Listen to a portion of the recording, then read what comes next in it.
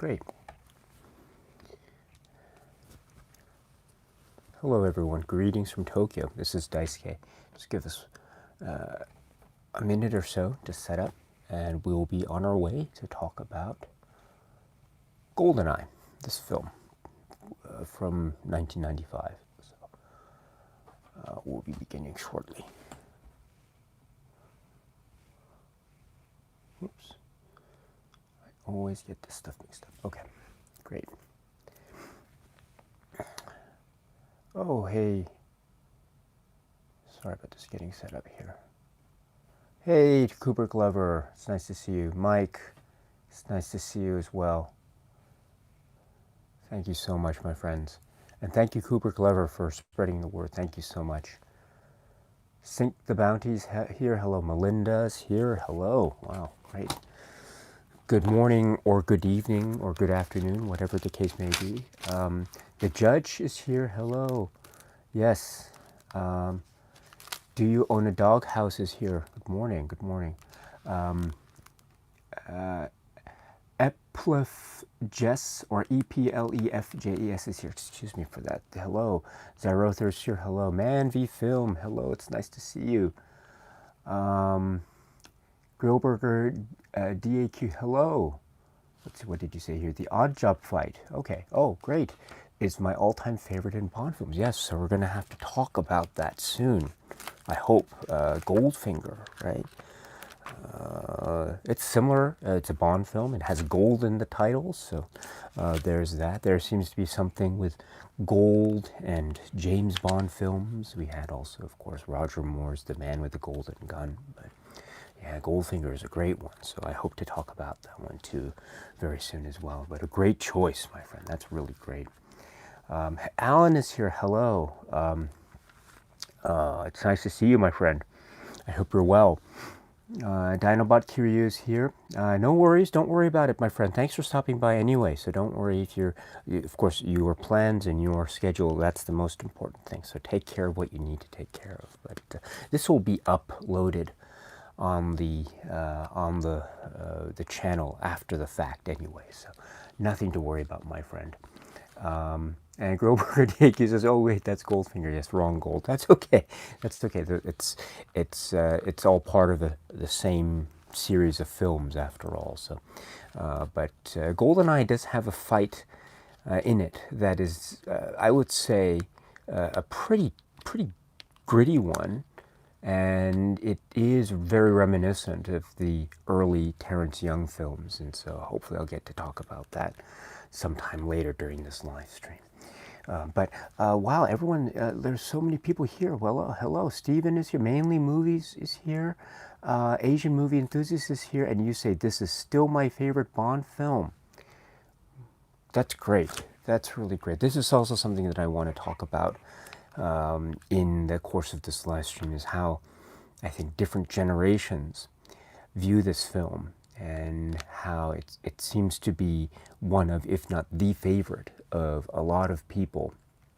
And so I do want to talk about that as well, and how I personally view it as well.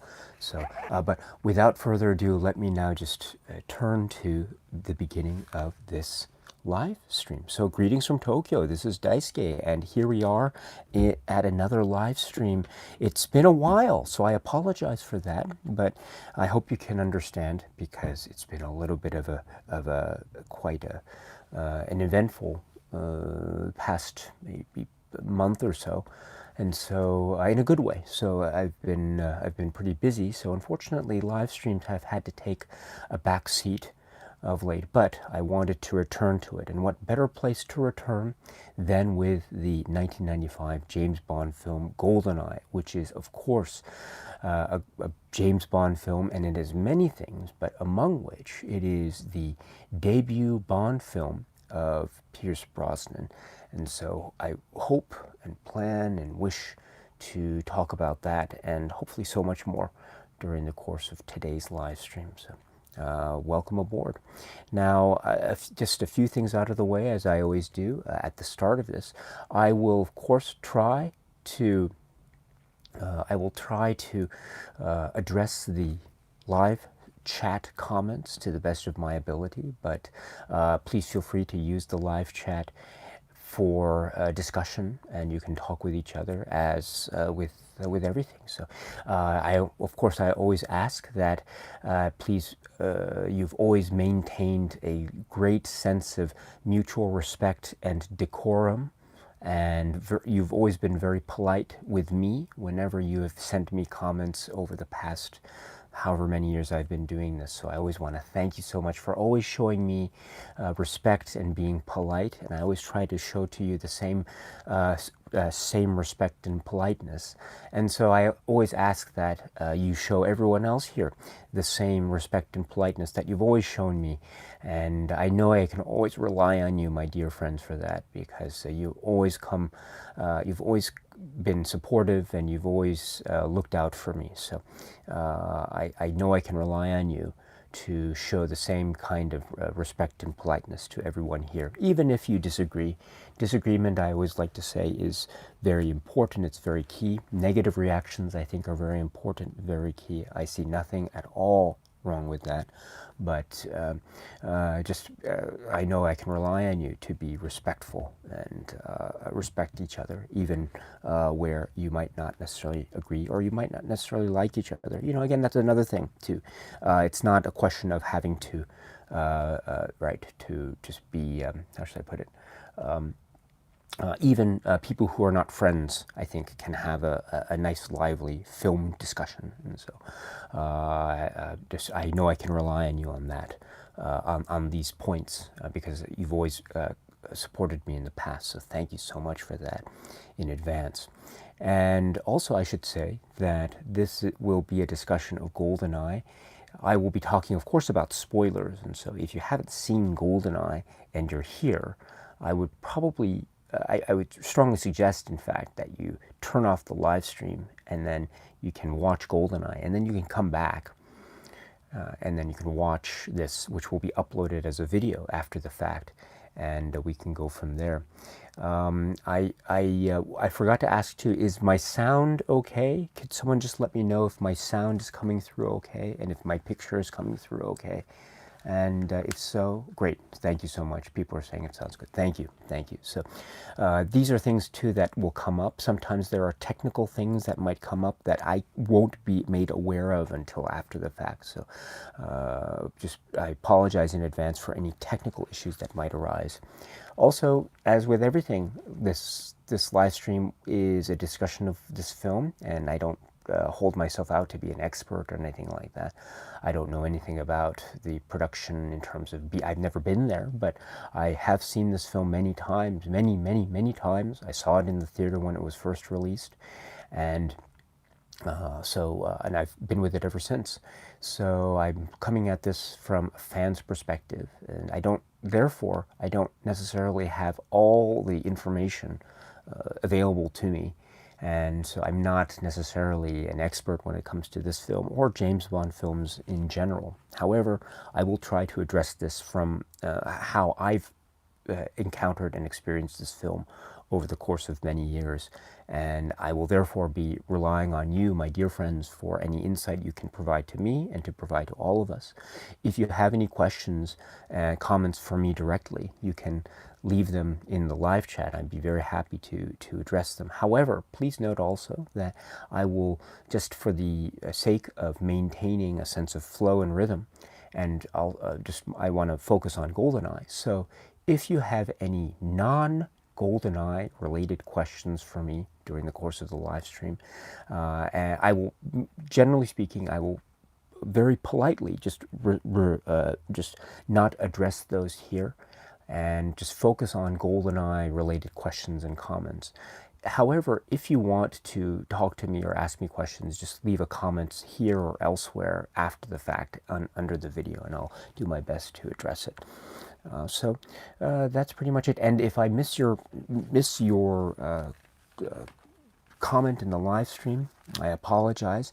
I'm just doing this by myself, and so I really need to be able to focus in more. But I'll just do the very best I can. But as always, my best efforts are not enough, and so I apologize for that. But I will do the very best. So without further ado, let us go right into this GoldenEye 1995 Pierce Brosnan film.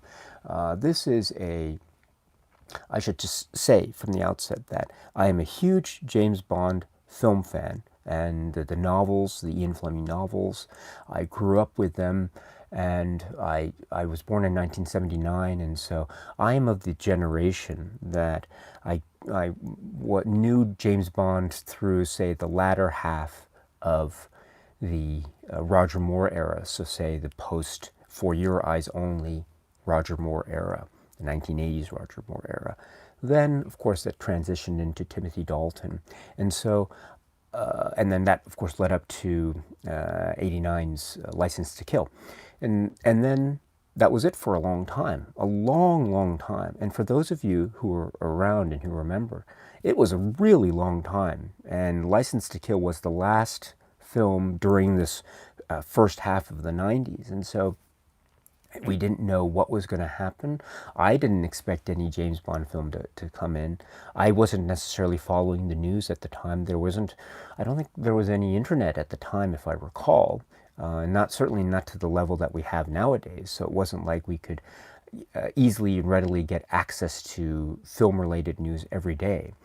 And so we were, or at least I remember the situation being, it was pretty much it was a, I don't want to say lost years, but these were years where there was no new James Bond film. And so I didn't know what the expectation was. And to be perfectly frank, I wasn't thinking that there would be another James Bond film because it hadn't been so long, and it sort of fell off my radar. And then the news broke, and the marketing started to build up about this. Pierce Brosnan will be James Bond in GoldenEye. And so the curiosity, of course, was building up more and more and more until at last the film arrived in theaters. Now, I also recall that I didn't necessarily go, I remember this too, I didn't necessarily go first week or first weekend or anything like that. And I think that was because of the amount of years that had already passed. I think maybe I was not necessarily in a Bond mood. So I loved the Bond films up to then, but I wasn't necessarily thinking, oh my goodness, I had to see a new Bond film in the theater.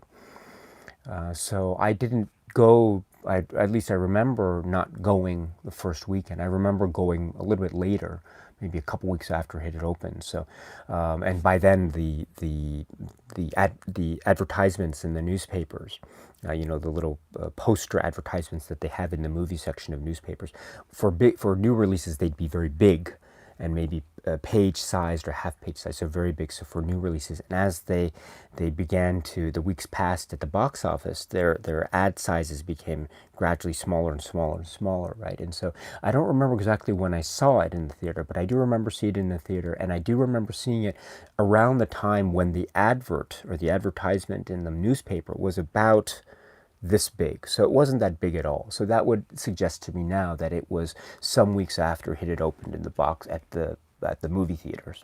And so the theater wasn't that packed, but it was nice to go. And I think, if I remember correctly, I went with my family, my mother and father at the time. And so it was, at the time, I went with my mother and father.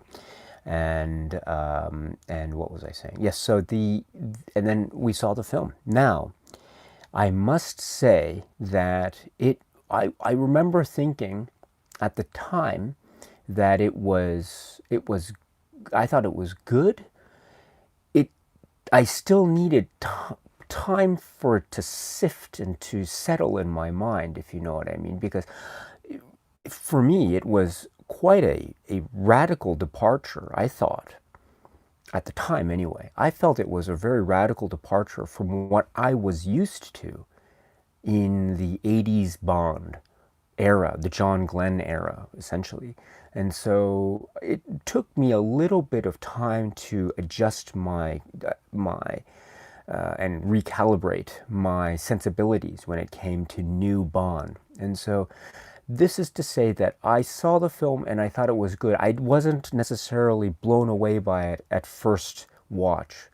But as the watches began and became released again on home media, and then you could watch it over and over and over again, and then of course later DVDs and now the Blu-rays, which is in case you're wondering, I also have it here in this Blu-ray set, so I'll just put this here on the side.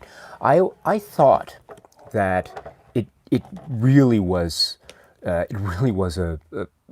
very solid and actually quite effective film for a number of reasons that I'll try to get into. And I think for me, and I think I know why I had maybe a good but not this is the best Bond film in the world response. And the reason why I thought that, now that I think about it, is the music, the Eric Serra music. And I will try to address that later, because that's actually a very big part of this. A really, really big part of the tenor of this film, which is the music and the Eric Serra music. And as you know, the music is, I think, one of the most controversial aspects of this film. But we'll leave that aside for later in this live stream. But going back to the initial reaction, to me, I thought that the biggest strength of the film was Pierce Brosnan as James Bond. Now, does this mean that I thought he's my favorite Bond? No, I'm not saying that at all. What I am saying is, and I'm not necessarily prepared now to say, oh, who is my favorite Bond. I'm not prepared to say that now, because I don't have the preparations ready. But what I am saying is that I thought he was, I thought he was quite good, excellent, in fact, and.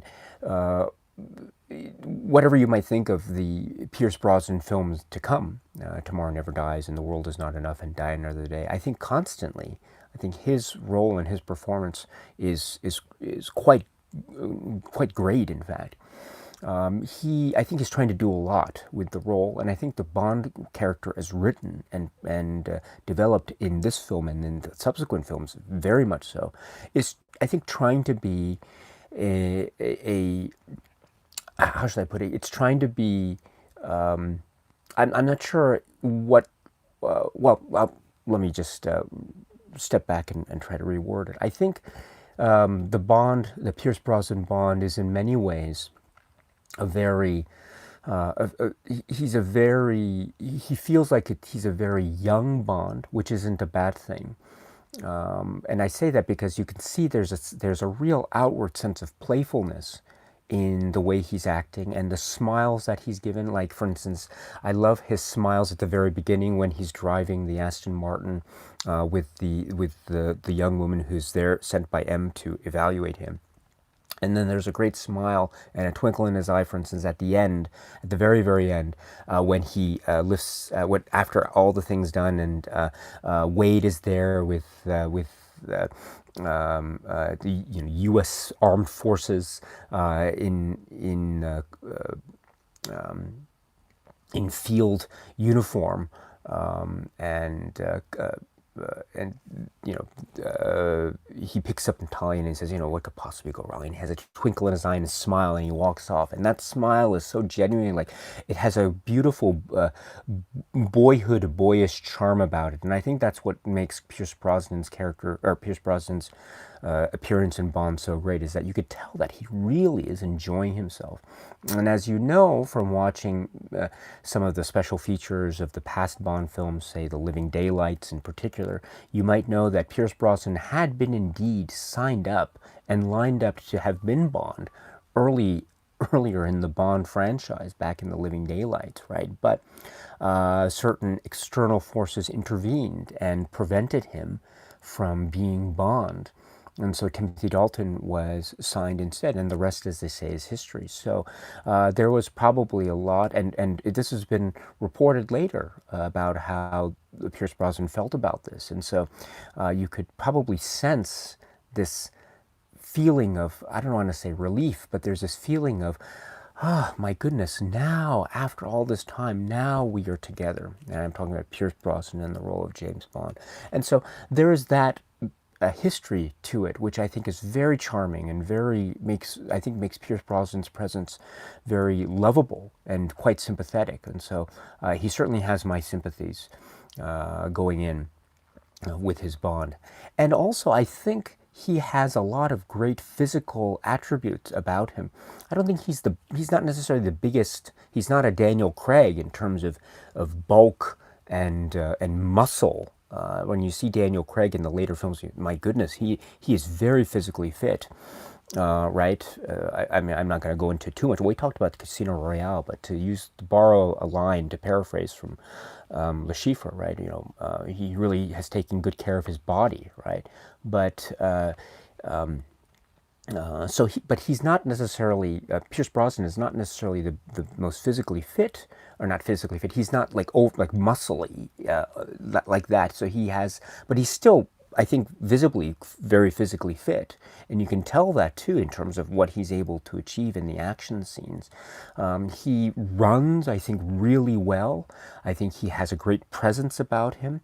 The way he's struggling in the scenes, especially with Onatopp and the fight with Trevelyan, I thought that was really brutal, and he's into it, and the panting and the out of breath nature, and just his fight scenes, like he's fighting on the yacht early on, and he's fighting one of the guys with the towel, and he wraps the towel around the guy, and it's very Jackie Chan-esque type of fighting.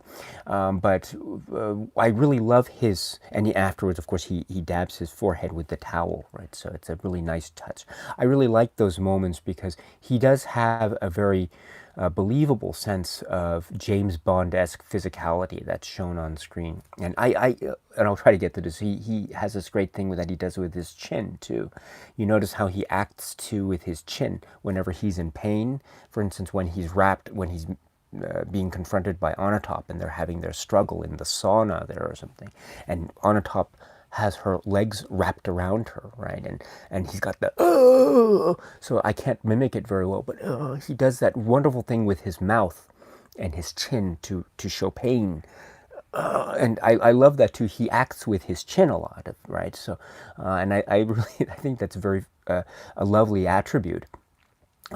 And he also has some pretty dark moments here too, some pretty heavy emotional moments, in particular when it comes to meeting Trevelyan, Yanis Yanis, right?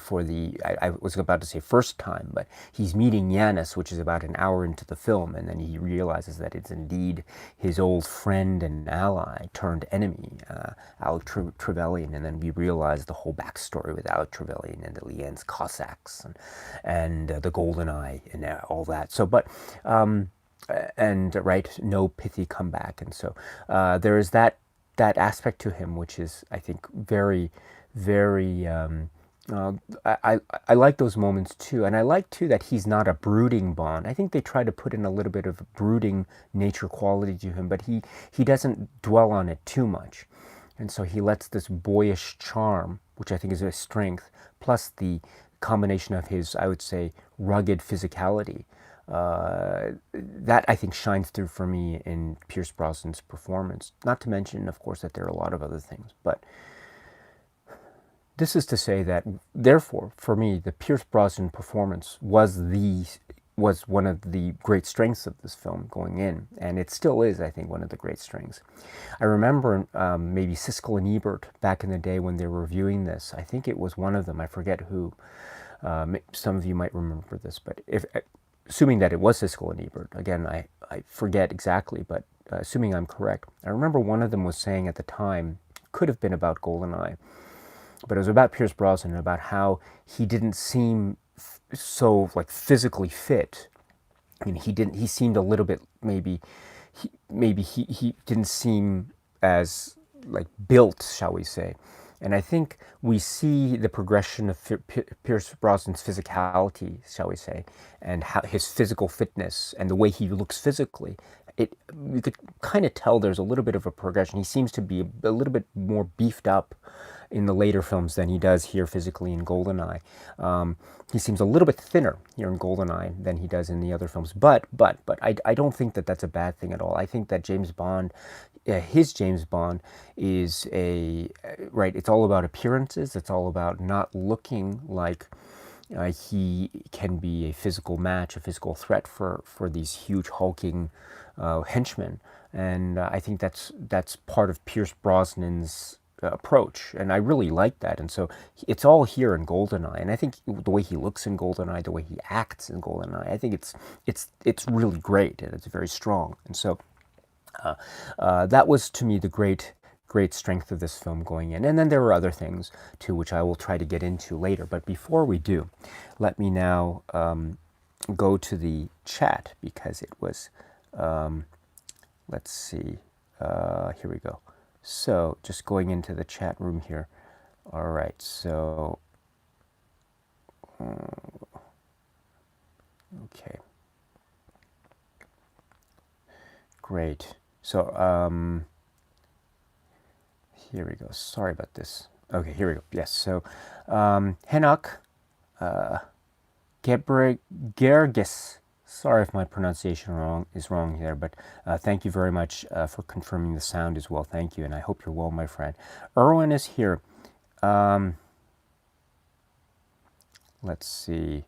Melinda, let's see, how did you first see this film? So I first saw it in the theater in the United States, actually, yes, in '95. So I was in the UK for a little bit, but then I returned to the States, and so I would have been back in the States back in '95. So let's see, Ragman says the Nintendo 64 game. Yes, yes. Adam Kennedy is here. Hello, my friend. TJ Schwartz, hello. And you say, it's a tradition that me and my dad see any new Bond film together. That is a cool tradition, my friend. That is so cool. I'm really happy to hear that. And yeah, I noticed that there's some discussion here about the latest Bond film and what might happen. So fingers crossed, everything goes well. What is it? No Time to Die, right? Let's see. But now going back to GoldenEye for me, let's see here. Neil, hello, Neil. Neil from Liverpool. Yes, I know you, Neil. Hello, it's nice to see you. Yes. I don't know how you would have seen it, seen the James Bond films, Neil, but we have, what is it? The not GoldenEye necessarily, but past James Bond films too. When I was living in the UK, I would have seen them on ITV, or not ITV, it would be an LWT, so London Weekend Television, because they showed James Bond films rather regularly back in the day, as I recall. And let's see, Wolfgratz is here. Hello, Wolfgratz, who reminded me, of course, that yes, Michael Kitchen is in this film as Tanner. So thank you very much for reminding me of that. You always provide key information. I mean that sincerely, because I always forget Michael Kitchen is in this film, but he is, right? And he has that great line about the evil queen of numbers, right? And I love how he, after he says that and he realizes that she's standing behind him, he goes like this, and he holds that moment, right? He closes his eyes and he knows he's in a lot of trouble. He just holds it. He doesn't turn around him. He just, and then he turns around, and we see the reveal of Judi Dench, and then we see the reveal of M, right? And so that was great. Oh, I thank you very much, Wolfgratz. I'll hold here for a moment, but before I forget to, this is also a really big deal, because it had a lot of changes to the James Bond structure and the format and the narrative, and this was really big in the news at the time. I don't know if you recall anyone who was around when it was first released, but that was one of the things about it that was people were talking about, was that this was a Bond that was the first James Bond film after the fall of the Berlin Wall and the end of the Cold War. And these references are made in the film itself, right? Now Russia is, what does Onatopp say? It's a land of opportunity. And even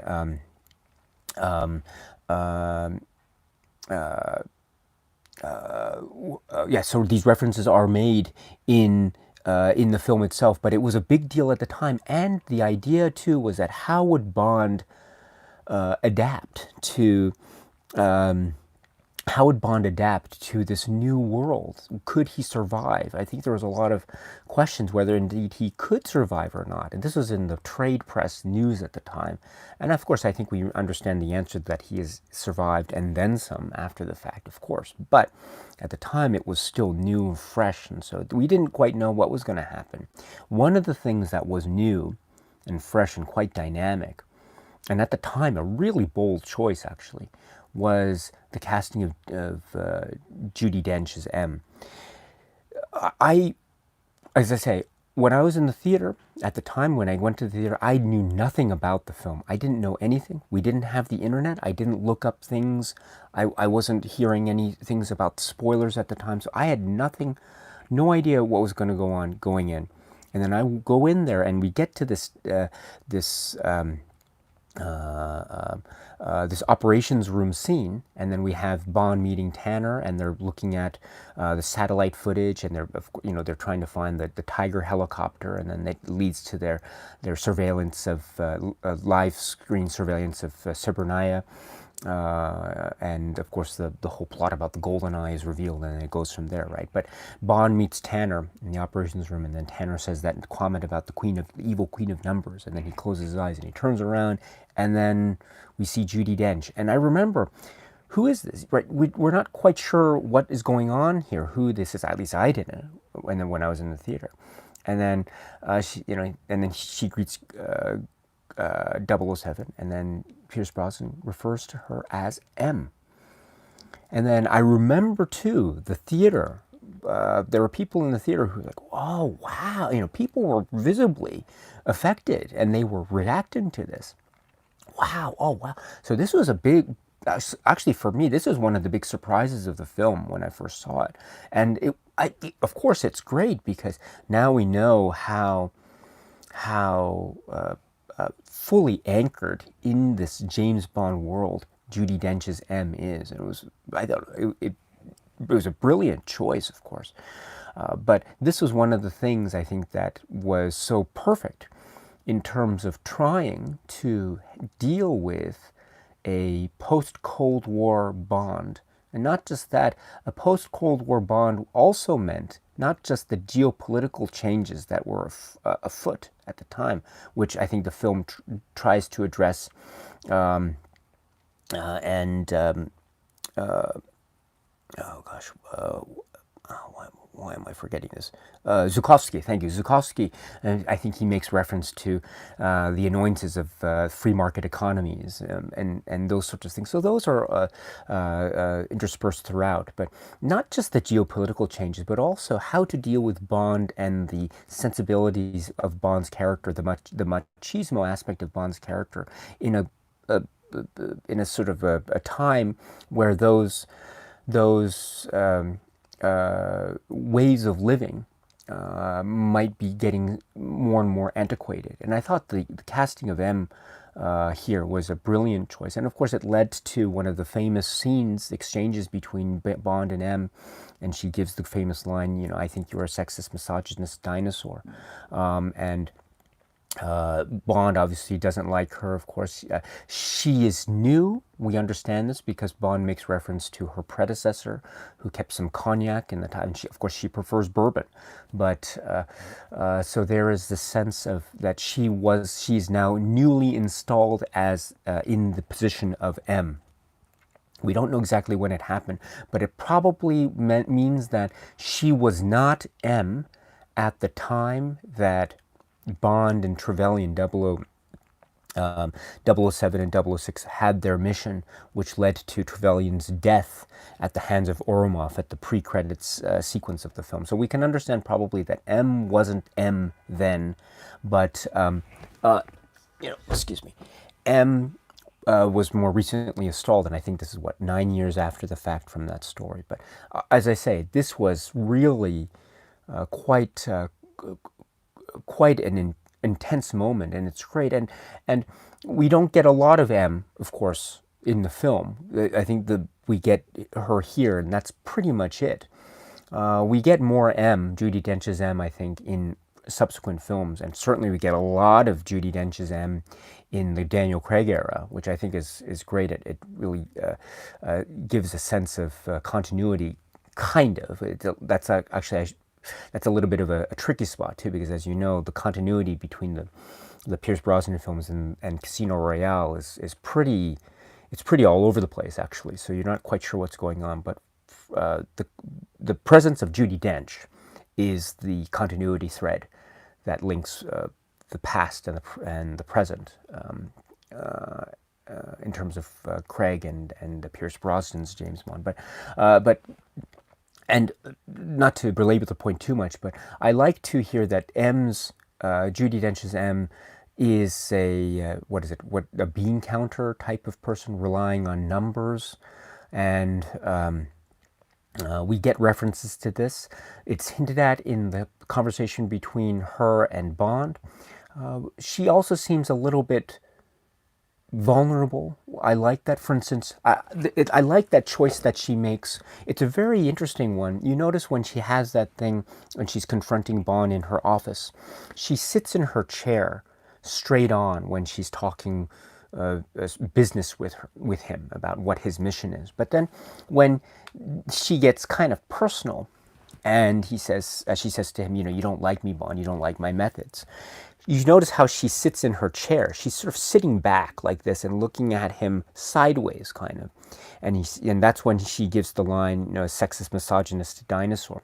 I love that choice because it shows a sense of laxness.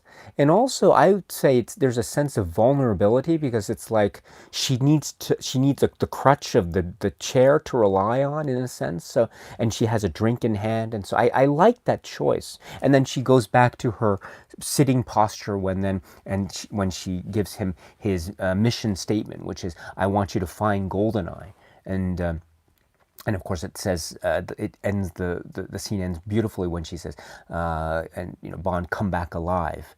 And so, and she says a lot of other things to reveal her toughness, which I think was very important. But I think that those could be seen still at this point as words.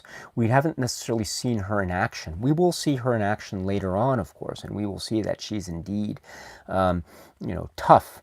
I don't want to say the word on here, but what does she say? She has the boom to send someone out to his death, right? So she shows that she is very tough indeed, but we don't get it. We just get a hint of that here. I think, therefore, at the time, you could still sense that there was a possibility, maybe, that she was maybe very vulnerable. But those choices, I think, are really great, and I love that choice with the chair and James Bond, his reaction, and the little smile that they give at the very end to show that there is indeed still mutual respect between them.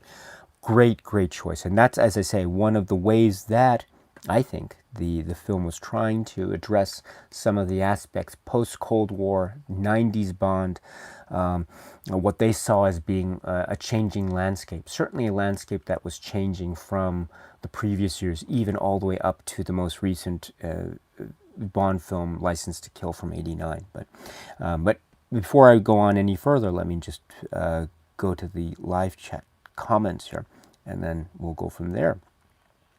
Grillburger DAQ says Roger Moore is my favorite. I think Roger Moore is the favorite of a lot of people, in fact, so that's a good choice. Let's see. Cooper Glover, 1972. When the planes crash in the Russian forest, the planes look a little fake. Still an enjoyable film. Yeah, this is. We should point out too that the model work also. I mentioned that this Bond film is in many ways a new film in terms of what it's trying to break free from, in terms of the past Bond traditions. So in many ways it has new twists on well-established themes. The casting of Judi Dench as M is an example. Moneypenny too, Samantha Bond's Moneypenny.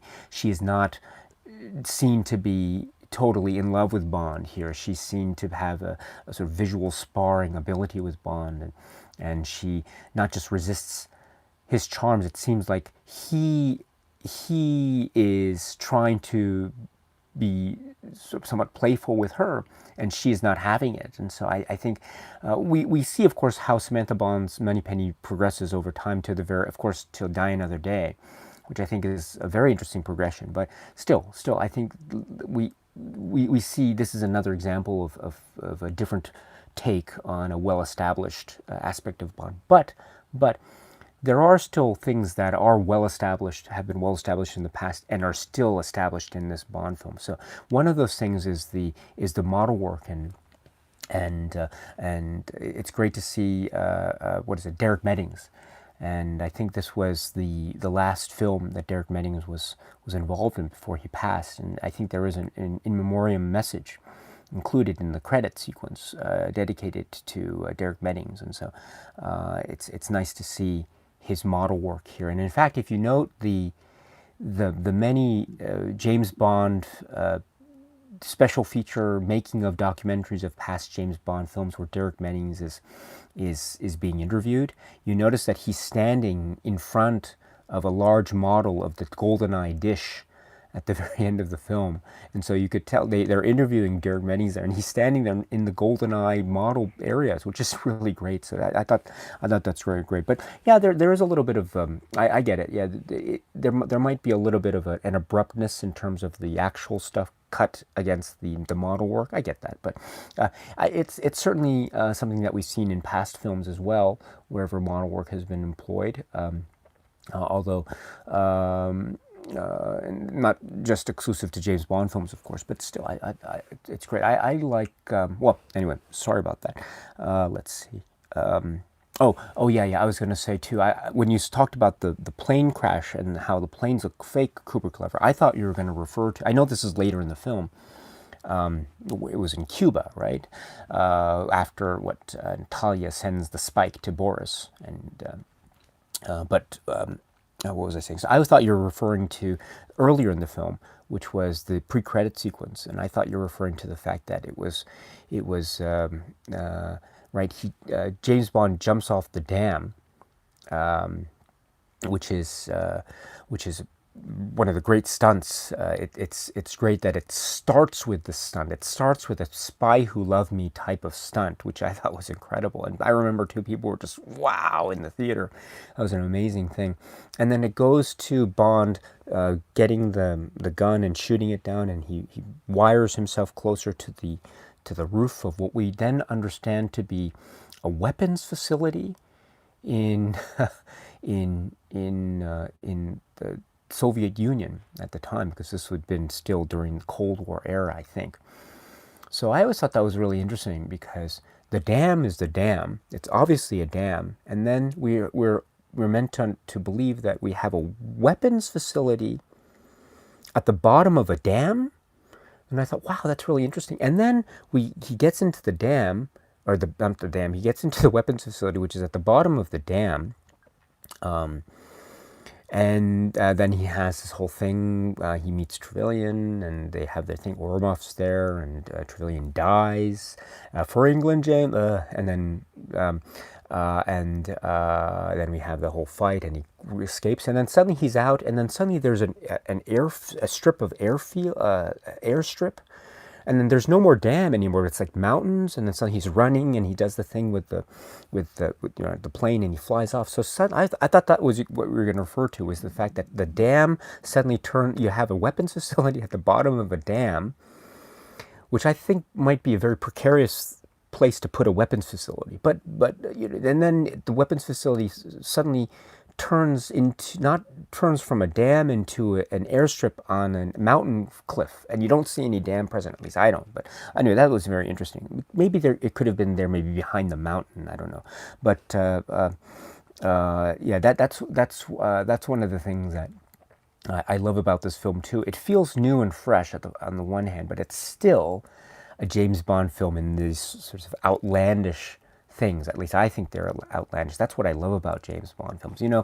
Before I forget, I'm sorry, I'm going all over the place. I'm really sorry, but I have to say this too, which is another thing too about James Bond films. This is new and fresh in certain ways, but it's also very much a James Bond film. It's one of these things about how geography is just warped, I think, which is to its benefit too, because it's supposed to be out of this world fantasy type of things. And the other thing too is how Bond, this wonderful trait in James Bond films where the bad guys, and here we have Trevelyan and Oromov and Onatopp and Boris too, I suppose, and we have they're the villains, right? And they've captured Bond, and they've captured Natalia, right? And we understand that they are very important because Bond capturing Bond after he meets Yanis. And he's got the dart in his neck, right? So he's out, and then Natalia too. She has to be captured because she's the only living witness to the Srebrenica massacre, and so this is very important for, especially for Orumov, right? So they've captured them, and they want them dead. Bond and Natalia, I think they want them dead. But what did they do? Instead of, like, they're passed out, they could have killed them, they could have whatever they wanted to do. But oh no, no, no, no. What they and so they have the two of them, right? But what did they do instead? They decide to put them in the Tiger helicopter and set the Tiger helicopter's missiles to shoot out and then come back and destroy them. And then that'll be the end of it. Okay, I can go that up to a point where maybe they want to stage it like an accident. Maybe it was a Tiger helicopter accident that killed these two innocent people or something like that. Okay, or maybe they want to stage an international incident with Bond at the center and frame the British government for some kind of hijinks. Okay, I get that. But wouldn't you think that if these two people were really that important to the villains, you'd think that maybe you'd have some of the villains stay just to look and to make sure that, okay, we're going to put them in the helicopter. I really want these people dead.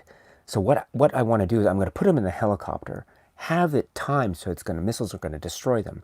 I think that's going to be great because that's definitely going to kill these people that I really want to have killed. And that's such a great idea. Let's do that. Let's do it. And I could always think Onatopp and Trevelyan are saying, yeah, that's a good idea. I don't know if Orumov is there, but maybe they're talking about that. Maybe there's some other henchmen there. Oh yeah, that's a great idea. Let's do that. Let's do that. And boss, what do you think? Should we stay and just look at the helicopter just to make sure that the plan goes through and they've indeed been killed?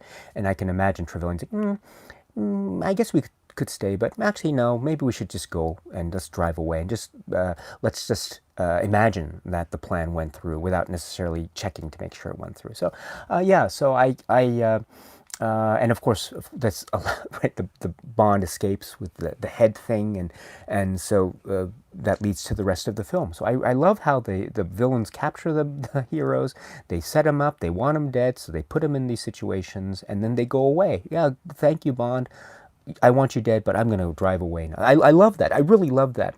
It reminds me a lot of and this is really odd too, because right after Bond and Natalia have escaped the Tiger helicopter, what happens is that the Russian forces, right, and this is where Defense Minister Mishkin comes in, they capture them and then they detain them in the Russian cell or something like that. So what has happened? What has happened, if you think about it? The villains were so intent, especially Orumov, were so intent on capturing Natalia. They captured her. And then what did they do? They put her in a situation where she's able to escape so that the Russians can then get her again, which will put them in, especially Orumov, in a very threatening position because she could reveal what actually happened at Srebrenica. So I always thought that was a really weird thing, that they captured Natalia, but then they put her in a situation where she escapes, and then they try to capture her again, which they do, and then Orumov brings her to the train, what is it, the armored missile train. And then she meets Trevelyan, which I assume would be again, because I think they could have met. I don't know if Natalia and Trevelyan had met, because Natalia, remember, had been captured by Onatopp and Boris. So it's quite conceivable that Natalia didn't necessarily meet Trevelyan. So who knows? Maybe all this was, maybe all the villains weren't as coordinated as one might assume, right? In other words, maybe Onatopp and Boris had their thing and they knew about Natalia, but they didn't tell Trevelyan. Maybe Trevelyan, after the meeting with Bond, with the faces in him, maybe he left before, and he let the people decide how to kill Bond and Natalia. I don't know. So, but my point is that they captured Natalia, but then she escaped, and then they captured her again. And then that led to her revealing the secret about Srebrenica. Orumov kills Mishkin and the guard, and there's that whole chase through St. Petersburg and all this. So uh, I love this because this is very much a James Bond trope, right? And it's the best one is you only live twice, and I'll be as very oblique as possible, but it's a very you only live twice type of thing, where Blofeld has a thing, and he says, good. He says, I want to kill you, Bond. I really hate you. You foiled my plans. I really want to kill you so much. So what I'll do is I'll have a gun here, and I'll have my henchman here, and I'm about to shoot you. This is the price of it. But then, I'll shoot someone else. And then I hate you, Bond, so much. So what I'll do is I will take you. I won't kill you here inside my lair where there's no guards, no action, no fighting. No. I could very easily shoot you right now, but I won't. What I'll do is I will take you outside to where all the people are fighting so I can ride on my little monorail. And then, while everyone is fighting and all these guns and explosions are in this place, then I will shoot you. And then not only will I shoot you, I will say I will do it in the biggest way. Goodbye, Mister. So I will. So that's the sort of thing that I love about Bond films, is that they try to set up these scenarios where Bond has to escape, and they tend to go against logic sometimes, but that's the great thing. That's movie magic for you, and that's movie magic. And so perhaps this shows also in terms of character development that maybe Trevelyan and his band of villains weren't as coordinated as one might think. There's that. But anyway, I'm sorry. Let me just go back to the comments here. Let's see. Yes. Oromov. I was talking about Oromov, and then Cooper Glover, 1972, mentions Gottfried John. Yes, the very famous actor who's in a lot of German films, as you mentioned, in particular Fassbinder. Yes, so that's really great. Andrew Plant Gollum is here. Do you have it on Blu-ray as well? Yes, so I have the Blu-ray set here. I have the DVD. I'll be perfectly honest. This is a case where Blu-ray isn't necessarily better. I didn't quite notice it with GoldenEye, but there are some instances, very noticeable instances with the new Blu-ray releases, where the sound cues are very different. They've changed a number of the sound cues to my dislike. In fact, I prefer the original, or what I consider to be the older audio mixes. So there are new changes made to some of the films. I mentioned this about On Her Majesty's Secret Service. There was one really, I thought, really startling change at the beginning of Diamonds Are Forever with a cat meow to open the credit sequence there. It's a totally different cat meow than what I'm used to. And I find those changes to be somewhat perplexing, to be perfectly honest. And so a lot of people say Blu-ray is better, Blu-ray is better. And I get that. But we also have to remember that changes do happen with subsequent releases. And so we always have to keep our eye on the ball. And we always have to be sure that what we're getting that's new isn't for the sake of what we loved with the older stuff. Right? And if that happens, and if this becomes the norm, then we have to be really wary of that. And so I value my earlier releases very much so, simply because, don't get me wrong, the picture quality is great, the sound quality, of course. But when you're talking about the actual substance, there are certain changes made. And so I have to rely on my older releases of this. And for now, I'm relying on the DVD, which I absolutely love. So let's see.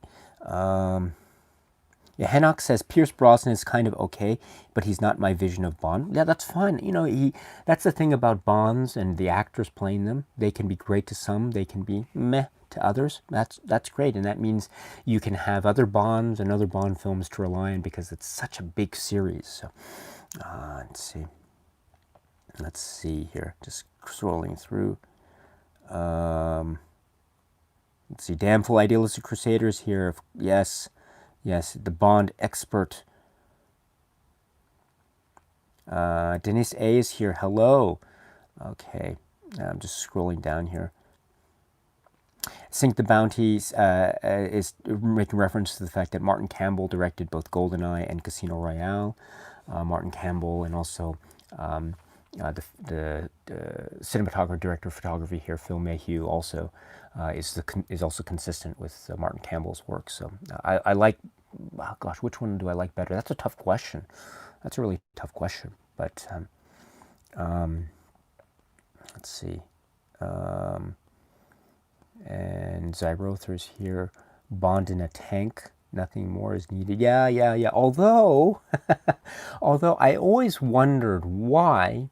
You remember the tank after he does the thing and the statue falls on those two cars that are chasing him? I love how the cars are driving perfectly next to each other when they're about to reach that arch, and then it's so perfect, and the horse statue falls, and then I love how it just, yeah, they had to, let's drive right next to each other and chase the tank. That's a good idea. I love that. But what was it? After Bond turns and he sees what happens, and he does the thing with the tie.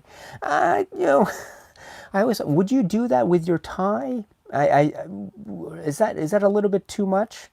I thought it was too much. There's a bit in The World Is Not Enough, if you recall, in the pre-credit sequence when he has the boat and he goes underwater, and then there's a little thing, and the music, it does like a da da da da da da da da da da da, and then he does a little thing with his tie. I thought that was too much. In World Is Not Enough, I thought no one would do their tie, and he does his tie underwater, right? If I remember correctly, in The World Is Not Enough, the pre-credit sequence, and I thought no one would do their tie underwater like that. That's ludicrous. Here, is it ludicrous for him to stop and adjust his tie, or just do that little wiggle with his tie knot and then move forward? I don't know. I go back and forth on that, because maybe he was feeling a little bit of discomfort and he just wanted to loosen it up a bit. I know. When I wear a tie, sometimes I feel that way, but I never feel that way underwater when I'm wearing a tie. In fact, I've never been underwater wearing a tie. So actually, maybe I should try that and see if I feel the same way. If I do, I should take back the previous comments that I made about The World Is Not Enough in the pre-credit sequence with Timothy Dalton, but Pierce Brosnan and the necktie. But oh well. Well, actually, I'll talk about the music later. Sorry. Let's see.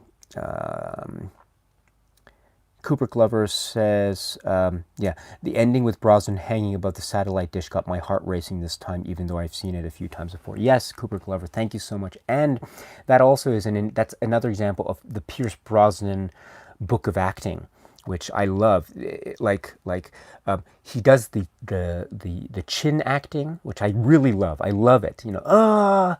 And he also does the groans, but it's not like the Roger Moore groan, like, oh, it's not like that.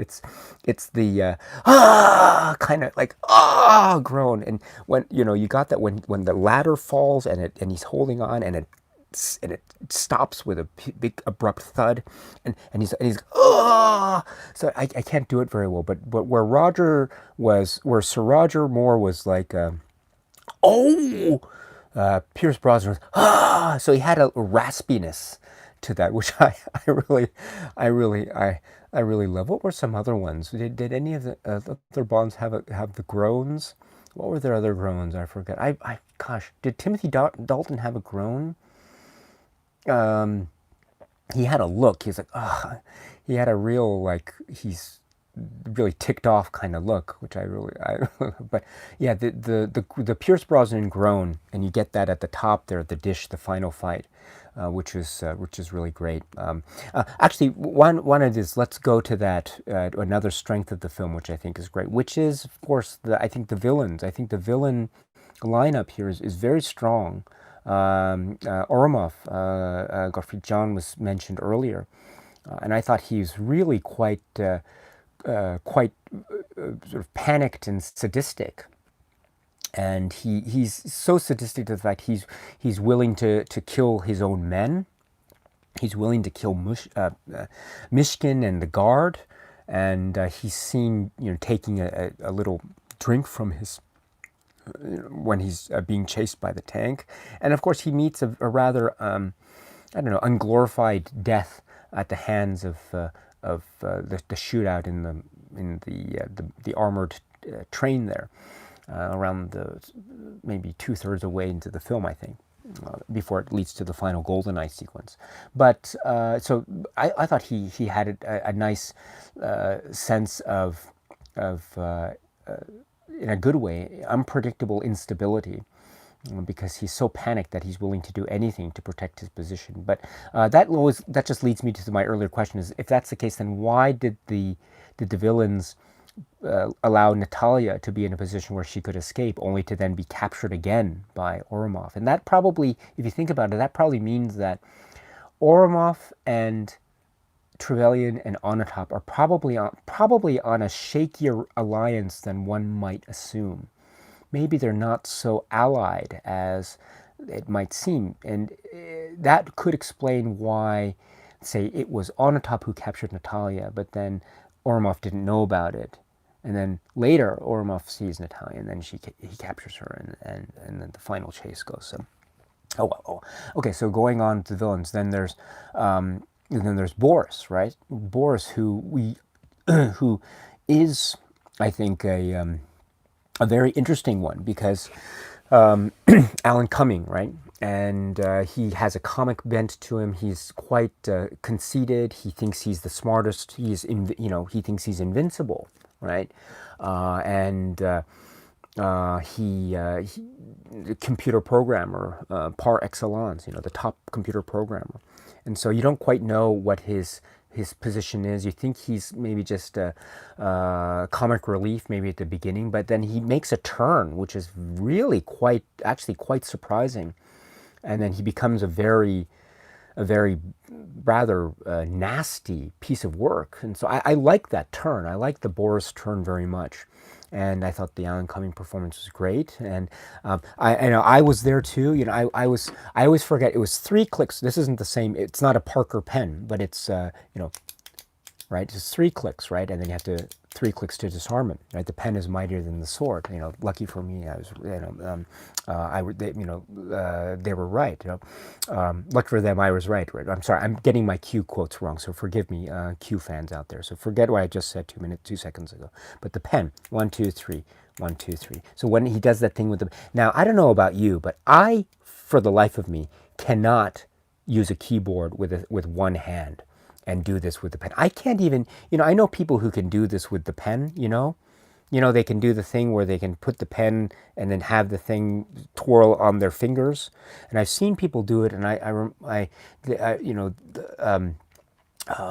even in school, I remember in school there was a young woman that I was really liked, and one of the things I was so fascinated about her was that she could twirl the pen on her fingers like this, and it was very similar to how Boris could do it, and he could do it much faster. So I'm even trying to do it now, and I can't, and I don't quite get the mechanism, the finger mechanism of it. But and then he's typing, right, and doing this. I can't do that. So of course it's a film. I understand that, but if going along with the illusion, I thought that was really interesting. So I remember one time I was trying to do that, and trying to do just a single-handed keyboard activity, not doing and the pen was like this, and then suddenly I think he does do the double hands when he's really panicking. So, yeah, I like little touches like that, and I was there too. I always try to count.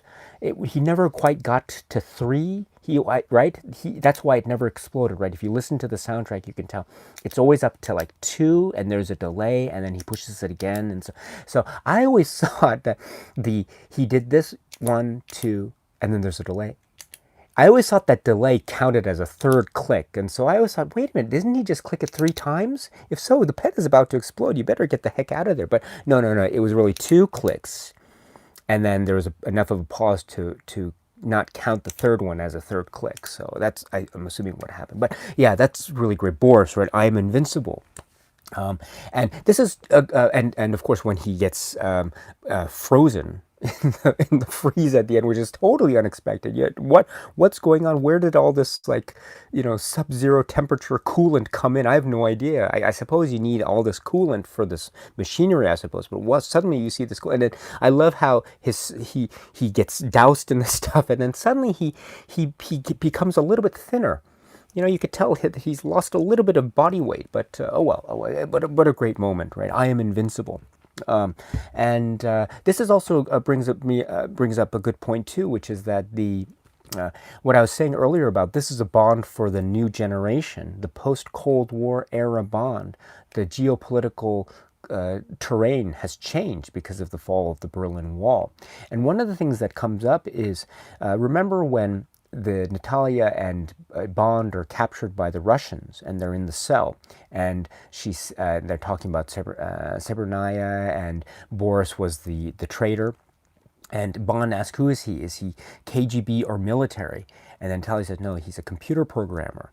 And I thought that was so perfect, because what this is this is a world that is not necessarily being run or being swayed by the whims of a traitor who is from the KGB or ex-KGB, as Zhukovsky was, but or military. And it's interesting how Bond's first instinct is to ask, is he this or this, KGB or military? No, he's a computer programmer. And this is the terrain of the new world. This is the terrain of the new, of things like cyber terrorism, cyber attacks, and in this case of GoldenEye, using acts of cyber terrorism to essentially cover up grand theft. So, and I like that. So this is another example of the changing geopolitical terrain, and who are the villains in this new world. They are the people who are going to be the computer programmers and computers. And oh my goodness, it's really interesting to see how history has developed, right? Because now we are living in a wholly saturated world of computers and the internet, and it's really interesting to see. I was watching the film earlier, very recently in preparation for this, and if you remember the Alec Trevelyan GoldenEye dish layer at the very end of the film in the computer command center. If you notice the people walking in the background, you see, of course, people in what appear to be military garb. I don't think it's military, because it's not a military operation, of course, but they're probably the armed uniformed guards of the Yanis crime syndicate. That's my assumption anyway. So there are some armed guards with some commando type uniforms, okay. But the rest of the people, the technicians, they're just like regular people, and like they're dressed in these short sleeved button up white shirts, collared shirts and things. So it's like, I don't know, it's almost like I don't know, like one of these. It's like a command center for a villain's lair, or is it like the headquarters of Google or something? I don't know. So it's really interesting. If you look in the background, it's none of these specter types of costumes. They're just like, like, oh, let's go get a coffee or something. It's really interesting, and it's the same is true also for the earlier Srebrenica, Natalia Boris exchange, and the technicians there. There's the military presence there, but there's also the technicians who are just like dressed in ordinary clothes. So it's none of this costume spectre-like thing, which I always thought was very interesting. And this is, I think, a very subtle. Maybe it wasn't done on purpose, but if it was, I think is very prescient, which is this idea, as we know, of like this is kind of like a hinting of to like tech corporations and tech giants. And so if this was and I think this is very timely, in fact, and in terms of this kind of reach and scope of these sorts of operations, and it's all here, right? I mean, the expression, the expression is the pen is mightier than the sword, but perhaps we can say the keyboard is mightier than the sword in this case. Although, of course, we know that if the keyboard is mightier than the sword, in this case, the pen is mightier than the keyboard, because the pen, of course, saved the day. So anyway, let's see. So what was I saying? So yeah, I'm sorry. So that was Boris, and there's Onatopp and Trevelyan. So I'll get to those two in a second, but before I do, just hold that thought, and I'll go to the live chat here. Let's see. Damn Fool Idealist Crusader says, referring to an earlier comment, I agree, Daisuke, that GoldenEye definitely grows over time and has a very intricate, subdued quality that is much more intellectual than the series typically goes for. Yes, well said. I couldn't have said it better myself. Well done. Oh boy, that soundtrack. Can't wait to discuss that later in this room. Yes, don't worry, it's coming. And although, yeah, there are, yeah, well, okay, I'll wait until later. Okay. Damn fool, idealistic crusader continues. For me, I'm sorry, that earlier comment was from Irwin. And the next damn fool says, for me, Brosnan's best performance is on GoldenEye, particularly his quiet moments where Bond is musing on reflections of his own inner demons. I thought the best.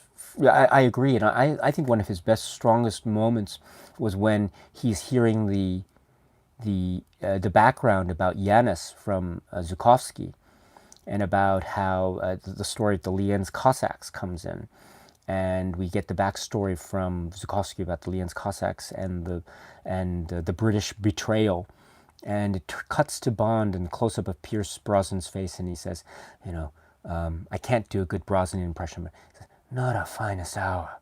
So I like that, and it was hinting as to a real darkness of the film and a potential nuanced, not black and white, but very gray type of geopolitical world where the people who we thought were the heroes weren't in fact the heroes. And I thought that was leading the way for a very nuanced approach, and it could have been really interesting.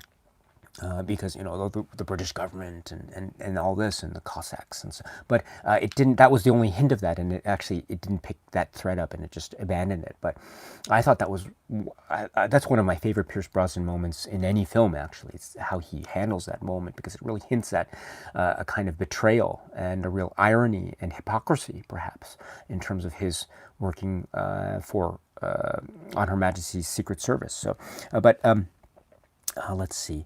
Yeah, governments change, the lies stay the same. Yes. Let's see.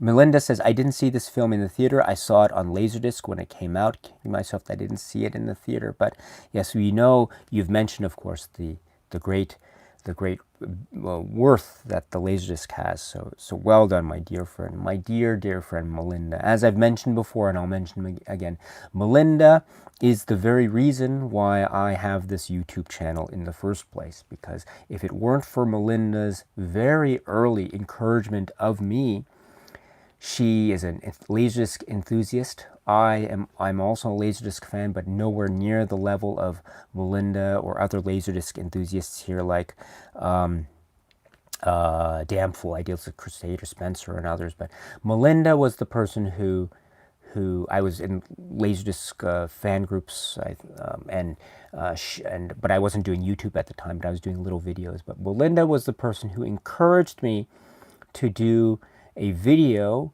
on the CLV Criterion release of Brazil. I don't know if you remember this, Melinda, but it was you who asked me, can you do a video on Brazil?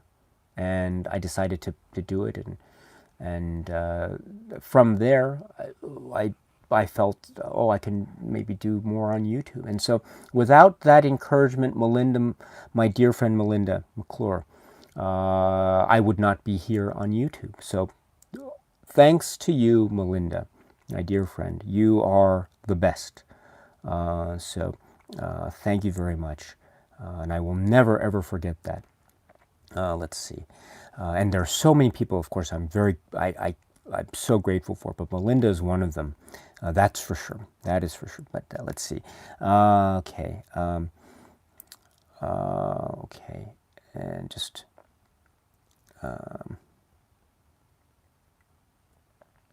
let's see. Okay. Cooper Glover, I'm just skipping over the comments. Cooper Glover, 1972. The CIA contact in Russia is the same guy in The Living Daylights who's a weapons dealer. Yes. Yes, sort of like Charles Gray in You Only Live Twice, who's later Blofeld and Diamonds Are Forever. Yes, yes. Wade. Jodan Baker, who's also Whitaker. Yes, in The Living Daylights. That's true. Yeah, so there's an interesting thing. And Charles Gray, of course. There's an interesting thing about content, and a big one to Maude Adams, right, in The Man with the Golden Gun and Octopussy. I always thought that, I always thought that Charles Gray was the same person that he plays. So it was Henderson and then Blofeld, and then Maud Adams, right? Sanders and Octopussy, but and then here we have Jodan Baker. So that's very interesting. It's interesting to see the way that actors are used here in this world. But I think that's fine because I think Jodan Baker plays the two characters quite differently enough, and he's very likable here. He has this interesting thing about gardening. You notice that?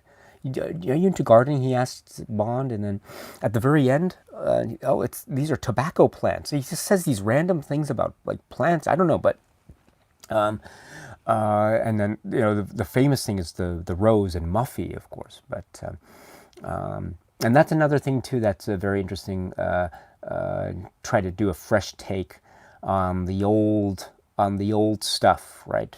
But air quotes, old stuff, which is the code, the meeting code. Wade scoffs at that, when Bond meets Wade for the first time in Russia, and so that causes a little bit of tension and consternation on Bond's part. But that's another thing too, is you always rely on these old codes. It's so antiquated, that sort of thing. So, yeah, that's an interesting thing. Of course, he gets to drive the BMW, right? Don't touch any of the buttons.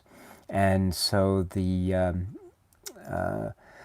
was another I admit to that was speaking of Wade driving away in the BMW, that was a big disappointment for me when watching this film. We get all the buildup of the car from Q in this film, but we never see the payoff of the car, which I always thought was a huge disappointment. I always wanted to see the payoff. Of course, we'll see the payoff of the car later, in a later film, Tomorrow Never Dies, but still, it would have been great to see the payoff here. But, oh well, that's the way things go.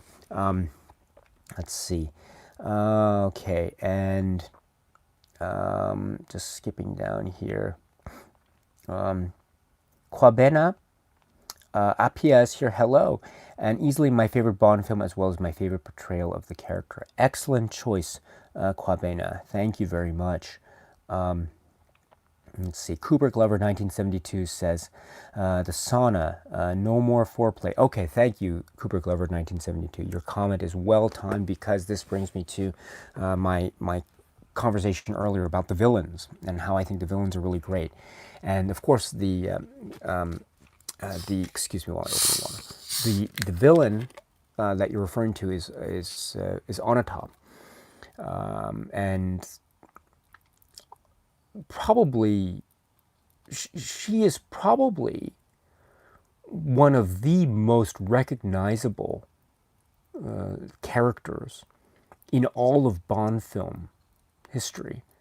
Whenever there's a retrospective or maybe a trailer of all the Bond film or something, she's always there, right? That's my impression anyway. She's always there. She's around because of it's such a really over the top, hypersexualized, utterly dangerous, just almost comic book in terms of its beautiful ludicrousness. And this is the type of out of this world character that makes Bond films so great. We have Jaws, we have Odd Job. People referred to Odd Job in the live stream earlier, and but this is right. This is Onatopp. You can't. She's in the league of greats, in the pantheon. And I dare say it. I think also she uses her sexuality to her advantage, to the point where she's able to steal the helicopter at the beginning. Of course, she uses her sexuality quite directly in that way. And there is a way that I think she tries to employ that with Bond as well in the sauna, right, which leads to the Kubrick Glover quote there: "No more foreplay." And she's very volatile, and she's very quick to flashes of anger. So remember when she loses the hand at the table, the casino table there. When she loses, she's quickly ruffled, and she quickly swears a lot immediately when she's easily beaten at first, and so she's really in the moment. But when she is she loses, then she is really rattled. And so I like that almost volatility about her. And of course, she's a sadist and she's a masochist. So she is a sadomasochist, right? Because she likes to, it seems like she likes to inflict pain. Actually, let me take that back. She likes to inflict pain, but I was saying she's a masochist, but or sadomasochist, but she's obviously getting a thrill out of inflicting pain. I haven't actually seen her getting a thrill out of receiving pain, or being that. So maybe she's purely just getting a thrill out of initiating the pain onto others, right? Although actually, you know what? Let me think. I take that back, because there's the moment, right, where she sees Bond and the tank, and they're in the train, and Trevelyan says, "Bond, only Bond," and then she has that great delivery, "He's going to derail us," right? And she smiles, and I remember that got a huge laugh. And that was probably the biggest laugh in the theater. That was just that was the perfect thing. That for me sealed the deal for me, for Onatopp. And I think that moment really meant that she became a legend right there. She was already a legend, but that was the clincher. That was the icing on the cake. But right, I'm thinking about it, and is she a sadomasochist? Is she a sadist? Is she a masochist? But that line indicates to me that maybe there is a sense of masochism in terms of of kind of pleasure from pain, that sort of thing. I don't want to get too into it, but my point is that she is someone who is obviously using violence and using sex in a way that is both quite alluring and also very effective in terms of her immediate goals. And it's very dangerous, and it's of course the thighs that are the big deal, right? And she always did enjoy a good squeeze. And this is also interesting too, because this is another example of, we have GoldenEye, which is this, in many ways, a reinvention of the formula. But it's also borrowing very clearly from the traditions of the Bond past. And one of them is, in fact, Onatopp. If you remember, there was a reference in the film The Living Daylights, a very quick reference to assassins, Cold War assassins that were in the data bank, or the database of Q's laboratory, and one of them was, one of them made reference to an assassin who killed her targets with her thighs, and you saw a picture in the database that they were looking for when they're trying to find the Mariam Dabo character, who she was, but in The Living Daylights. But right, the strangulation with the thighs, and so and this is I think a link to Onatopp. And they're not the same person, obviously, but perhaps I'd like to think that maybe there could have been, I don't know, some school of an assassin school somewhere in the Eastern Bloc. I'm not sure, but maybe there was an assassin school where all the people went there, and they could learn to kill people with their legs. And maybe there was a real school of assassin thought about this. So maybe, Onatopp and maybe there are many other people out there who can kill with their thighs. And I'm not saying this in jest. I'm really being serious, because in fact, if you know, the leg muscles, the thighs, the thigh muscles, I think, are among the biggest muscles in the body. And if you are able to control them in a way that is dangerous, then they can be very dangerous weapons indeed. It's like strangulation with your arms or with your legs. There's much more muscle force in your legs, in fact. And so if you can control that to your advantage, then, oh my goodness, you better get out of the way, because that's a pretty dangerous concoction indeed. So, and we see that with the Admiral, and I like too that the cadaver, the dead body of the Admiral, his face changes every time you get a different perspective. Right, so his body falls out of the closet in the boat there, and if you notice, every time you get a shot of his face, his face has a different expression. So it's like it reminds me a lot of the his, like at one point his face is like this, and another point his face is like this, and another point his face is like this. So it's pretty interesting to see that, and see that progression. It's almost like montage come to life, and it's like Eisenstein montage come to life, and you actually see the progression of the face, or you know, anyway. And so let's see. So but that is Onatopp, and I will talk about Trevelyan in a second. But before that, let's just go on to the live chat here. Okay, just skipping through here. Sorry about this. Just skipping through some of the comments. Let's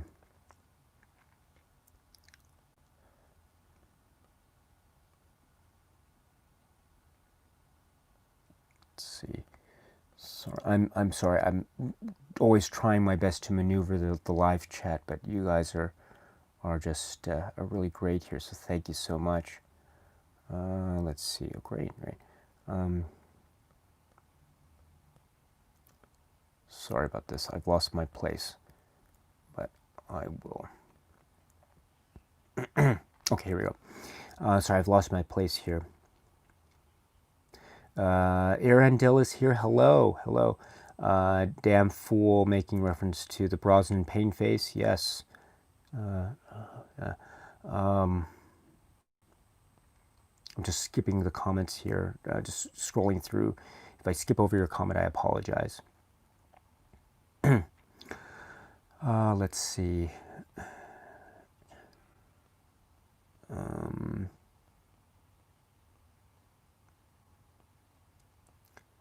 Okay, there's discussion about the new Bond films, who might play Bond next.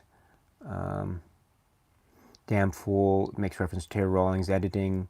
Yes, it's always, I love it when Terry Rawlings is on a documentary or anything like that.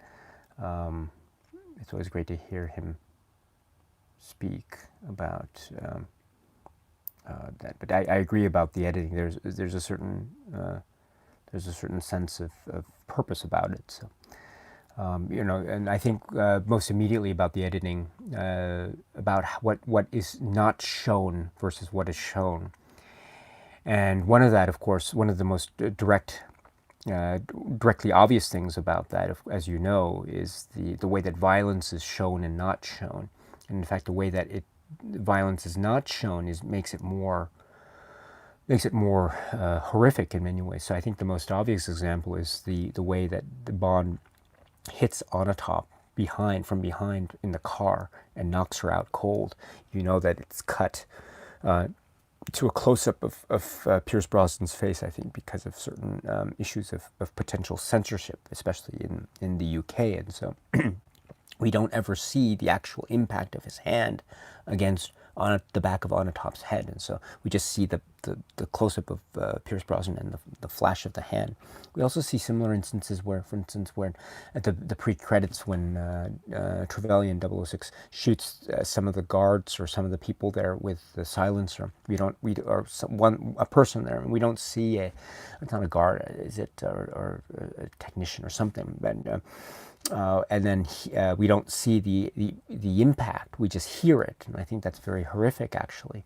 There are other instances of this as well, where we don't see the violence portrayed on screen necessarily, but we just hear it and it's cut. And I think that is an example of purposeful directing and editing. So, well said.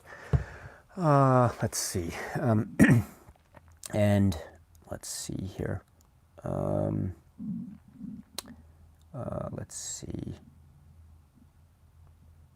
So I'm just scrolling through here. Let's see. Erwin says, if I want sarcasm, I'll talk to my children. Thank you very much. Yes. Yes. Seth Walsh here. M in her scene reminding 007 who's boss and saying he's a dinosaur. followed by shortly by an obvious show of respect and care for Bond. Classic Bond banter. No one can resist his charm. And Mainly Movies says, well said, Seth, thank you. Mainly Movies says, excuse me.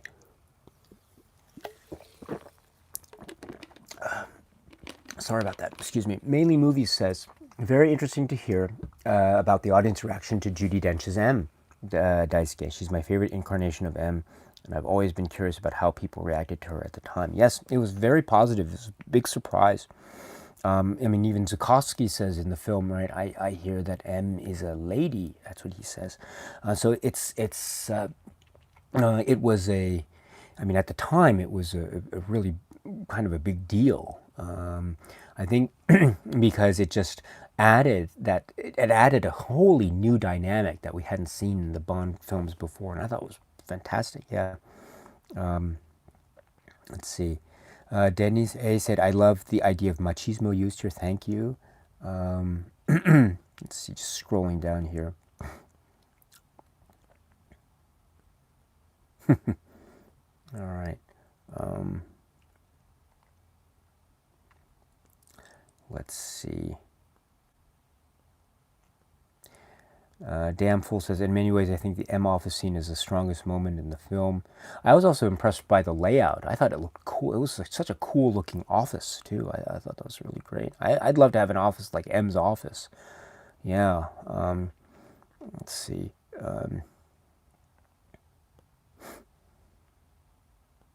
Wolfgrat's referring to Judi Dench, of course, at the end. Yes, she lets a wee softness in with the comeback alive and look down, but only a tad. Yes, only a tad. I love that. Henok says Henok's got to go, so I'm sorry. Maybe you're already gone, Henok. But if you catch this later, sorry. I thank you so much for staying up, yeah, thank you so much, and I hope you're well, and we'll talk soon. Thank you. All right, so just scrolling down here. While I'm scrolling down, yeah, and then I'm sorry, I'm always late with this, but just catching up with the live stream chat when I was talking about the weapons facility at the beginning there. Yeah, it was a really strange area to put a, like, if I were planning to have a site for like a weapons facility, a research center or something like that, or any center for that matter, I think the last place I would decide to put it in is at the bottom of a dam. But oh well, it's visual, it's great, right? So, and let's see, yeah. So Erwan says, I'm not sure whether Alec's fake death was meant to be a surprise since he's way up there in the credits. Yeah, well, okay, this is great. I'm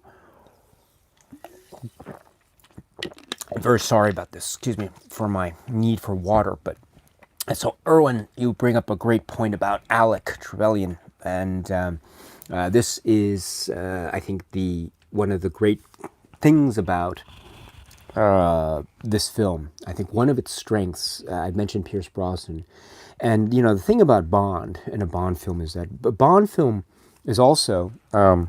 Excuse me here. Let me just adjust this. Pardon me. I want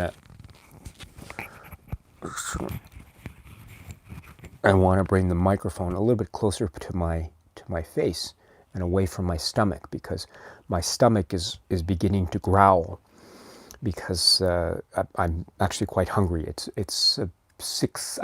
I've been up since about 5:15 this morning, but I haven't eaten anything. And so it's now 7:30 where I am. So my stomach is starting to growl because I think I'm getting hungry, and I might be wanting breakfast. So if my stomach growls, I apologize. I can't control that, unfortunately. But to avoid anything like that, I'll try to have the mic closer to my face and a little bit away from my stomach, so I can save you from hearing any echoes of my stomach growling. So I apologize in advance for that. That's one of the things about doing this live and early in the morning. But what was I saying? So Erwan, yes. So you mentioned Alec, and this is, of course, Alec Trevelyan, and his death scene at the beginning, right, in the pre-credit sequence, although he is mentioned, as you say, in the title sequence, which is also a big giveaway. He was also featured a lot in a lot of the promo materials, like the trailers. Bond, only Bond, and that sort of thing. And so you figure, yeah, Sean Bean, he's got to have a big role. But it was a big shock, actually, when you saw his death at the pre-credits there. And as I say, I saw it in the theater, and I remember people were gasping at that moment too. Oh, wow. And so people were kind of shocked, although it is odd. It is odd, yes, to see his name like that in the credits like that. So this is all to say, I think, that it was still a surprise when I saw it in the theater. However, there was, I do also remember that it was probably not a huge surprise to see him come back about an hour into the film, an hour or 3 minutes or so into the film, like he did in the confrontation as Yanis with Bond there. And we see his scarred face, although I admit that his scarred face, I don't know how you feel, the scarred face there, because of the 6 minutes. The scarred face doesn't really register that so much to me. In other words, I don't necessarily see his scars on his face as I would say any other scarred villain in the James Bond history. So I always thought that that was maybe a lesser point. It's almost like the webbed fingers of Stromberg in The Spy Who Loved Me. It's the face of Trevelyan in GoldenEye. I can kind of see if I squint my eyes, but it's not the most noticeable trait. You can see it later in some of the other shots, especially at the end when he's fighting on top of the dish and all that, but not during this scene. So I can't. It's hard to register it sometimes. But that's a very minor point. The character himself, I think, is very, very strong indeed. Bond films, I think, rely, of course, on the strength of their villains. And you can see sometimes, at least for me anyway, a Bond film can really be weakened by the fact that the villain itself is weak. But for the most part, we've never seen, I don't think, any Bond film that has any weak villains. They've all had their own personal quirks and strengths and weaknesses. Trevelyan is no exception to that. I like Trevelyan too because of a number of things. First of all, he is, of course, someone who is seen to be almost like an equal of Bond. He is a double O.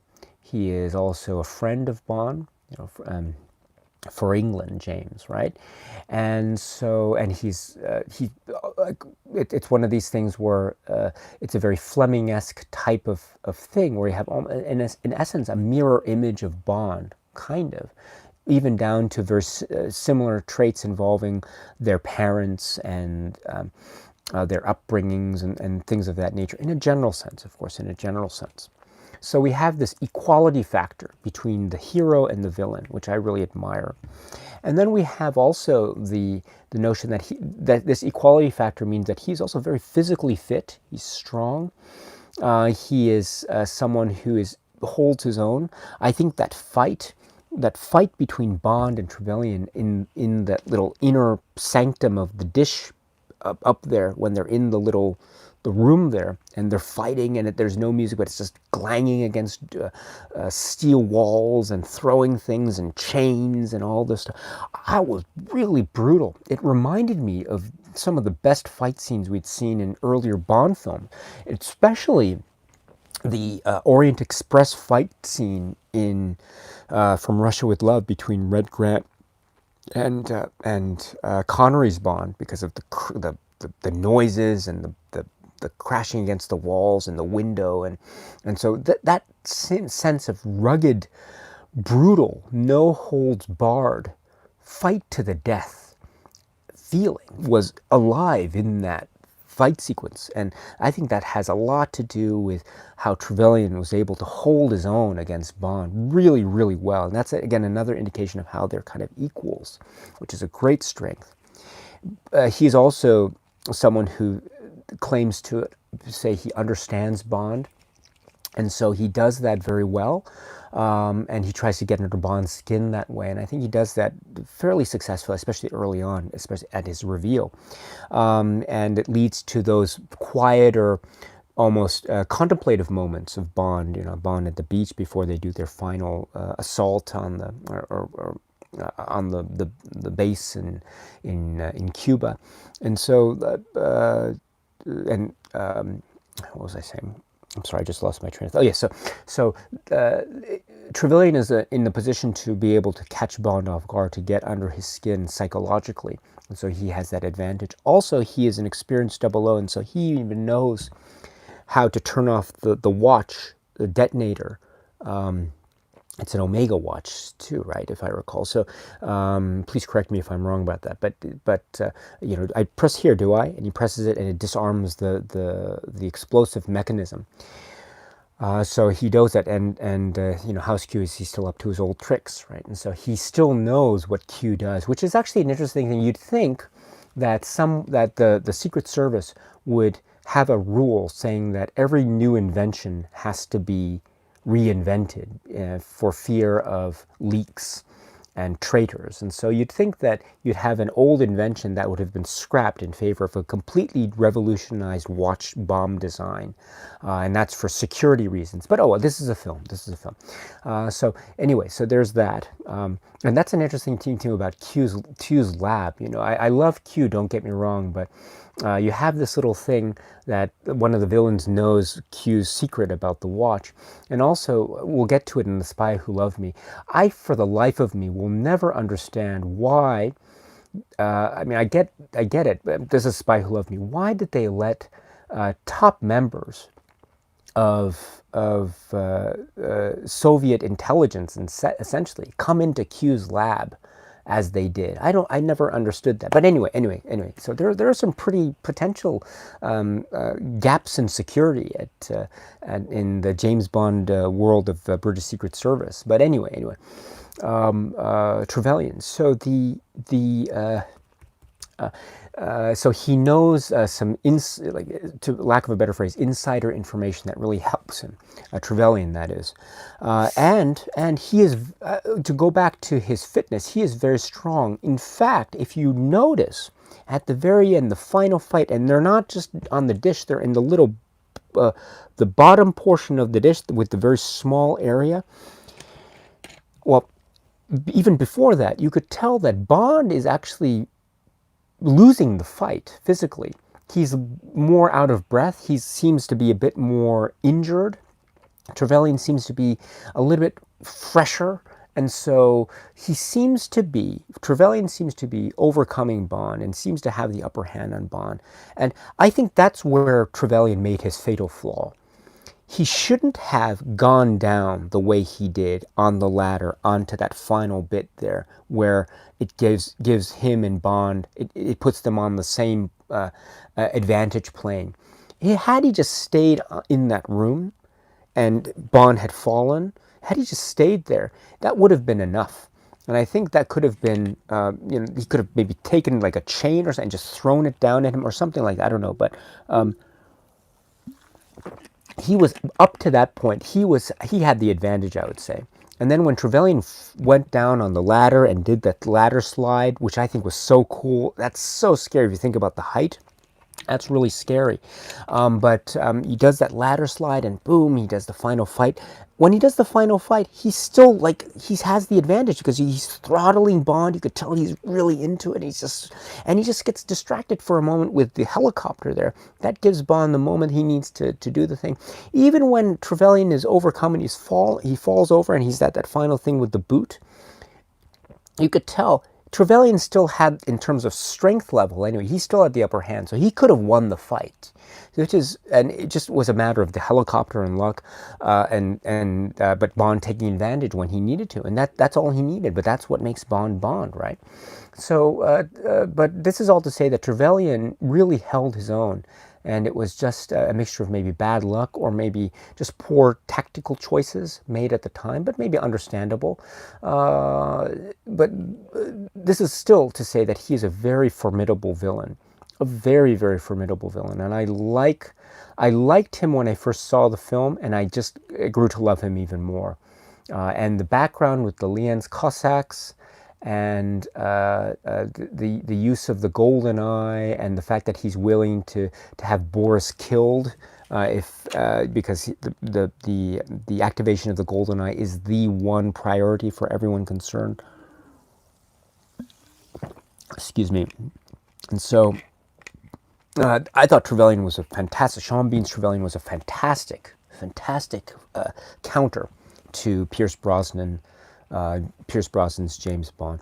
And just by the way, but I do have to say this. I love the performance. I love the villain. I think he's a strong villain, one of the strongest villains. I love also his costume. He has a black colored. It's like, this sort of even in terms of there's a visual difference there, but it's almost like a mirror image type of difference. But I think it's great that the height difference. I think Sean Bean, there may be similar heights. Maybe he's a little bit taller. I'm not sure, but maybe that's my impression. So I love all that. But for the life of me, how could he survive that fall? Right? How could he survive that fall? And I remember too in the theater when he fell. For England, James? No, for me.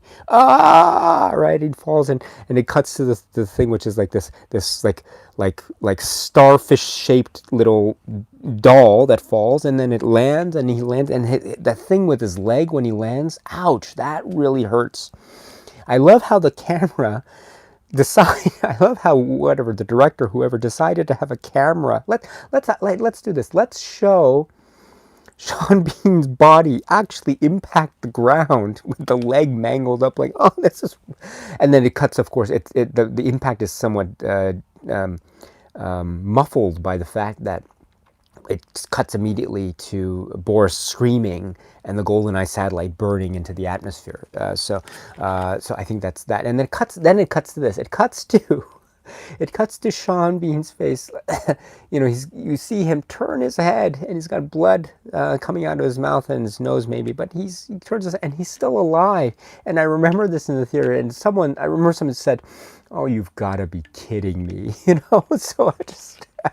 And of course, I understand why they had to do this, which is because, of course, we needed to have that final extra payoff of the dish and the spike at the end. And of course, you probably can guess where the spike actually ended up. So it was perfectly centered. He falls perfectly in center. So that was I suppose, the pièce de résistance when it comes to offing the main villain of the piece. But yeah, my goodness, could he have really? I don't know. I don't know. I don't want to go into the physical logistics of actually falling from such a height like that. I don't even know what the distance, the height is of that in terms of meters. But I can assume it's a very it's a great height. To borrow a phrase from another Hitchcockian James Bond-like Hitchcock film. A fall from a great height, not over water, but over a dish area there. But what was I saying? So yeah, so how could he survive? How could he survive this fall? I suppose in James Bond land, we can see a lot of instances where this could happen. I don't want to talk about it too much, but we have seen, for instance, the character of Jaws. Jaws fell. He fell from an airplane with a broken thing, so he couldn't open his parachute. He fell into a circus tent, I think. So, but that's Jaws, I guess there are some other characters that are like that, but that's a kind of thing. I suppose this makes me wonder whether characters that have had similar types of things happen to them, maybe they're still out there. Maybe they survived their falls, and maybe one day in a future James Bond film we might see other characters that actually, no, I survived. Like I don't know. Maybe we might see like a film where, I don't know, Gobinda comes back, or Necros comes back, I don't know, or something like that, or Zorin, or something. That would be great. So that's the one thing that even now I kind of laugh at just you gotta be. This is only in a Bond film, right? Only Bond, right, as Trevelyan says. But with that, I think it's a great. It comes at the very end, so you just have to go with it or you don't. So but I still remember people reacting in a certain way in the theater, that's for sure. But that was interesting. That was a very interesting thing. So let's see. So going back to the live chat here. Okay, so just let's see. Yeah, Zyroth says, I want to put them in an over-elaborate and easily escapable death. Yeah. So I was just making reference to the, to the comments I was making about that in James Bond. You need that in a James Bond film, you know? You really need that. And I think some of them work better than others. You know, I think the latest film had the thing with Cuckoo and all that stuff. We'll talk about that film sometime later if we have the chance. But here I thought it was fine for what it was. It's just one of these things you can talk about and just have a laugh and chuckle and have fun with it. Let's see. Let's see here. So just give me 1 second here. Okay, so I see here that Damn Fool talks about the teaser trailer and the parody trailer music and the real impact that had. So I must talk about this. Of course, the music in that trailer is classic. It's amazing. You know, it has the da da da da da, and it has the guitar. That's great. And I think I had the same reaction too. And when I saw that trailer and that great music, I thought, my goodness, this film will have that same feel of the music that we saw in the trailer in the film itself, right? And you make reference to that that trailer music, which is exciting, essential. It's one of the best, and it has that little and then and it goes into the end there. Cool, with the twang of the guitar at the end. Perfect, right? Perfect. At least how it's edited in the trailer. So you think, okay. You wouldn't be unreasonable to think, oh, we're going to get a similar type of feel of music in the film.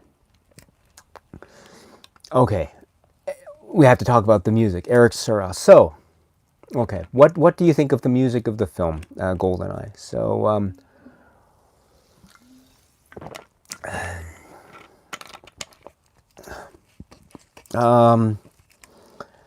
yeah, it's a tough one, and if you look, you'll find information, behind the scenes information about how Eric Serra worked with the producers, what their relationship was like, or what it wasn't like. There's information too about how John Altman, right, who was asked to provide music for a particular key sequence in the film, like the tank chase sequence, and so we get that what sounds to be very more traditional sound of the Bond theme and the music in that chase scene alone, but that wasn't the score that was originally intended by Eric Serra.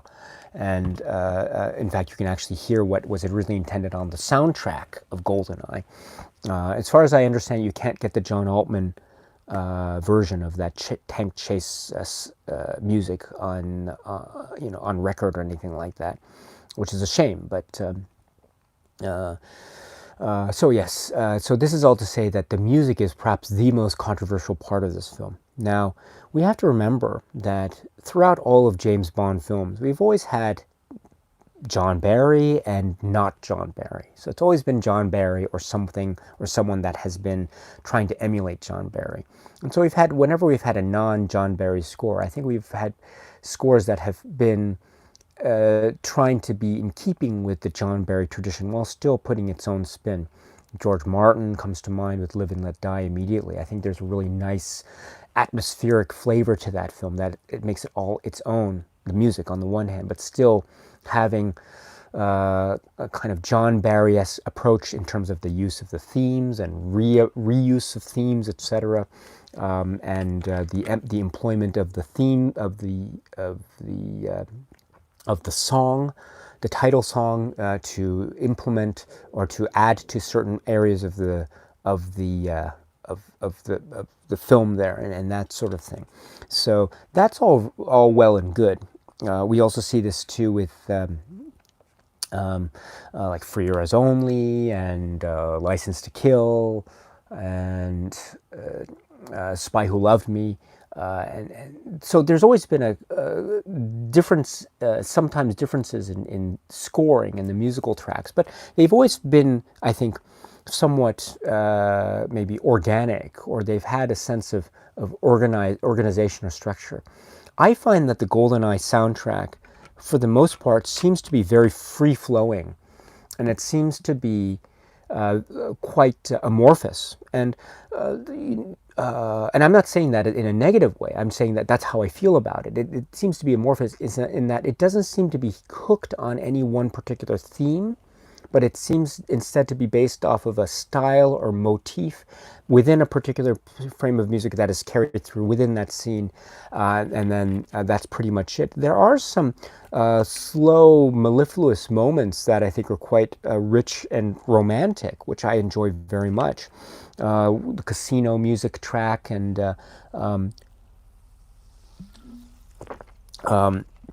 other things like on the beach, etc. So I love those moments and the way the music ends the film, and there's a soft note to it. And I love those moments. I think those are really quite poignant. But there are some other bits that make it, I think, quite amorphous, which means that it might appeal to some, it might not appeal to others. And so it really depends on where it falls.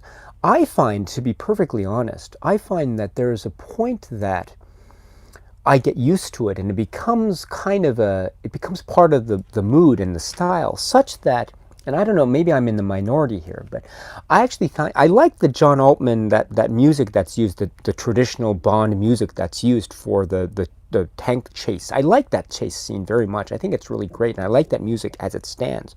But I actually find it, like, how should I put it? By that point in the film, my ear has already gotten accustomed to the Eric Serra music, such that, in fact, the jump to this obviously different sounding music for the tank chase, actually, for me, is a little bit jarring. And so I would have liked the film to have gone all in one way or the other, you know what I mean? And as great as that music is, I would have liked actually to have had a wholly consistent Eric Serra soundtrack, or a wholly consistent, like, John Altman. I don't know. David Arnold wasn't doing the scores yet, of course. We'd see that in the next film, but it would have been really great to see one or the other. And so I find, like, and then because I get used to that music style in the tank chase, and I thought, oh, this is great, and I had to go back to getting used to the Eric Serra style, and so it's a little bit of a jarring moment for me. And so this is the place that I think gets a lot of attention from Bond fans. Probably, my sense is probably more negative than positive, although I do know that there are people who champion the Eric Serra mood and the soundscape that was created. And as I say, once my ear gets attuned to it, then I get used to it, and I find that I can go along with it, and it becomes its own world, which I really like. And and I like the use of the percussion type of instrument, synthesizer type of instrument style. I think it's a synthesizer anyway. The percussion, that use of that almost drum, almost a bongo drum type of sound to use the James Bond theme, bum bum bum bum, and then it does, and then it goes into no no no no no no, So I like that. It's really kind of cool, and I like the bum bum bum bum. As you can tell, I'm not a musician, so I can't really illustrate it very well, but I hope you get what I'm saying, which is I like those choices. Those are really kind of cool choices. And so when my ear gets used to that, then as I say, I sort of, it's a little bit jarring for me when I have to switch to the tank chase. But the tank chase in and of itself is really brilliant. And ultimately, it's just what we understand that this is an approach that was obviously abandoned in favor of a more John Barry type of approach that was employed by David Arnold, and then others, of course, later, but from the next film onwards, as we see. And but this is all to say too that I think for me that it's one of those topics is which is your favorite non-John Barry James Bond score? And I don't know. I think it really depends. For instance, if we're talking about non-John Barry scores, I admit I go back and forth on, say, License to Kill. Sometimes I really like that score. Sometimes I think it's it's interesting. And I go back and forth on Spy Who Loved Me. I go back and forth on Live and Let Die as well. And then I go back and forth on this film too, which is GoldenEye. Although I think when I was younger, I was really not liking it at all. Now, as I say, I can, as long as my ear gets attuned to it, I can absorb it more easily. So there's that. But this is something that I know maybe a number of people will be interested in talking about. So let me just go to the live chat here, and then we'll go from there. So,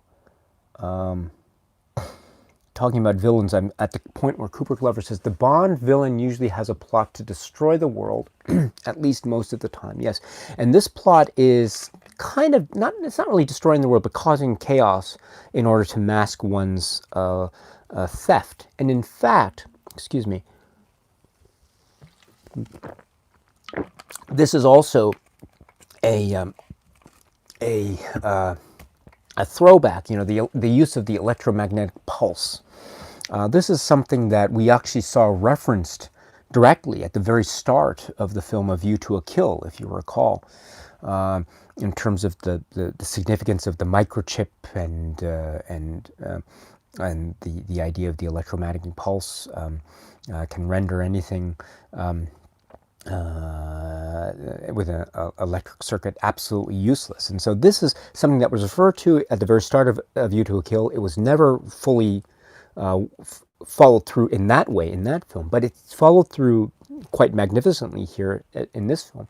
And so I like the idea that this film, GoldenEye, even in its plot, is in a sense a kind of sequel to A View to a Kill. Now, I don't want to get too much into the weeds and to the specifics of A View to a Kill. That'll be at a conversation for another day, and I look forward to that conversation immensely. But there's another way that there's another kind of great way that this is similar, which is, if you remember in A View to a Kill, and I'll try to be as vague as possible, but there's a sequence where the main villain Zorn is talking to someone in San Francisco, and he's about to kill this person, but he does something really scary. He's talking about the plan and making up the story. He's saying, you know, they broke in, and he's actually saying the story aloud about this man's murder just before he actually kills him. And so he's planning out the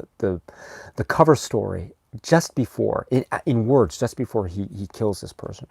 And there's a similar moment in GoldenEye. Do you remember when it's Orumov who, the timing is a little bit different because he shoots Mishkin and the guard first, and then he reloads, or I think he empties the gun, the Walter PPK, and he says, you know, they were killed by British agent, act of terrorism or something like that, and he throws Bond back the now empty gun, I think. And so this is, I think, a very similar type of saying aloud the cover story type of way that the villain interacts with the other characters. So we saw Zorn do that in A View to a Kill, and we see Orumov do that here in GoldenEye. So I like that kind of. I know it's not strong continuity, but there is still even an indirect continuity between A View to a Kill and GoldenEye. So I always like to think that GoldenEye and A View to a Kill have a sort of kinship there. And there's even a way that the villains the villain's arc ends, and so there's that as well. Let's see. All right. Let's see. Anne Frankenberry is here. Hello. All right. Wolfgrat says a straightened tie is very important. Yes, yes, that's a very good point. Erwin says, I'm not a car guy, but it seems highly unlikely that a tank can give chase to a normal car. That is a brilliant comment, Erwin. That is absolutely brilliant.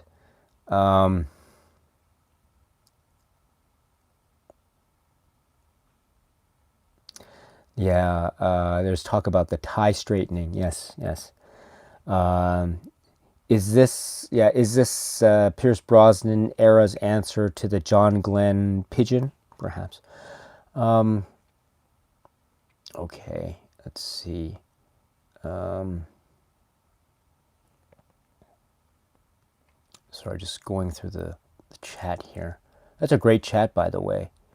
Yeah.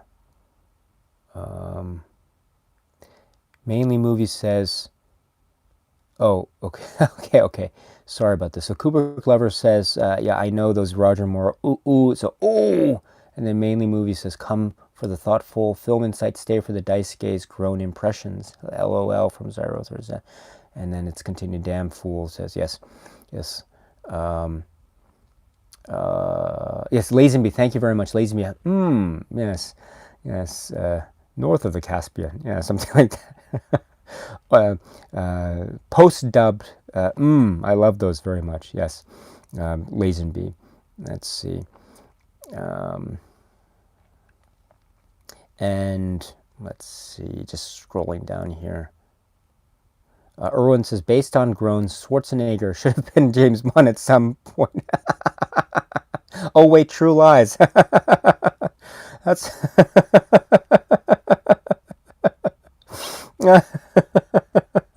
That's a very good comment. I love that comment. Thank you very much. Let's see. The damn fool says, I think they did the torture chair sequence in Tomorrow. The World Is Not Enough simply to take full advantage of Brosnan's groaning, pain face abilities.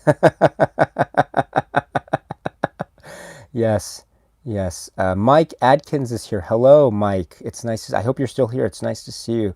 Sorry I caught your comment late, but if you're still here, hello. Thank you very much for your nice words. It's really, really kind of you. Let's see.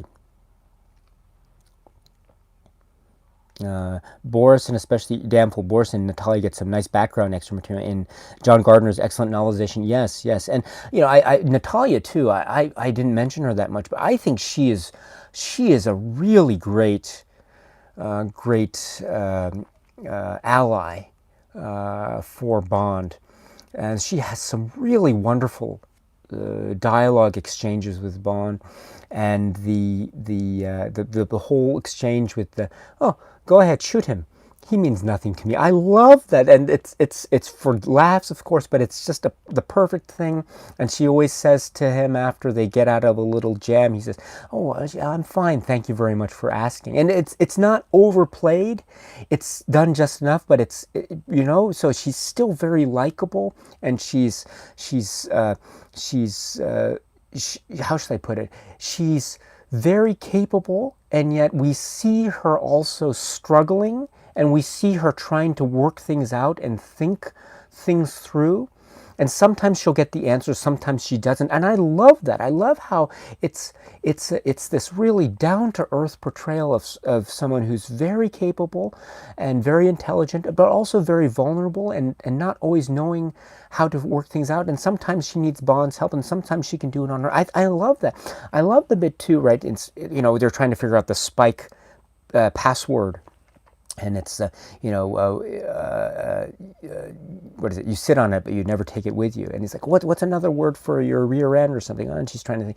And then Bond says, oh, you know, it's chair. And of course, chair, C-H-A-R. And that's great. I love that kind of teamwork between Natalia and Bond. Although it begs the question, I'm not asking you to reveal your passwords to me. Please don't do that. But, you know, that's an interesting path, like chair. Oh, that's interesting. Like, I've never thought...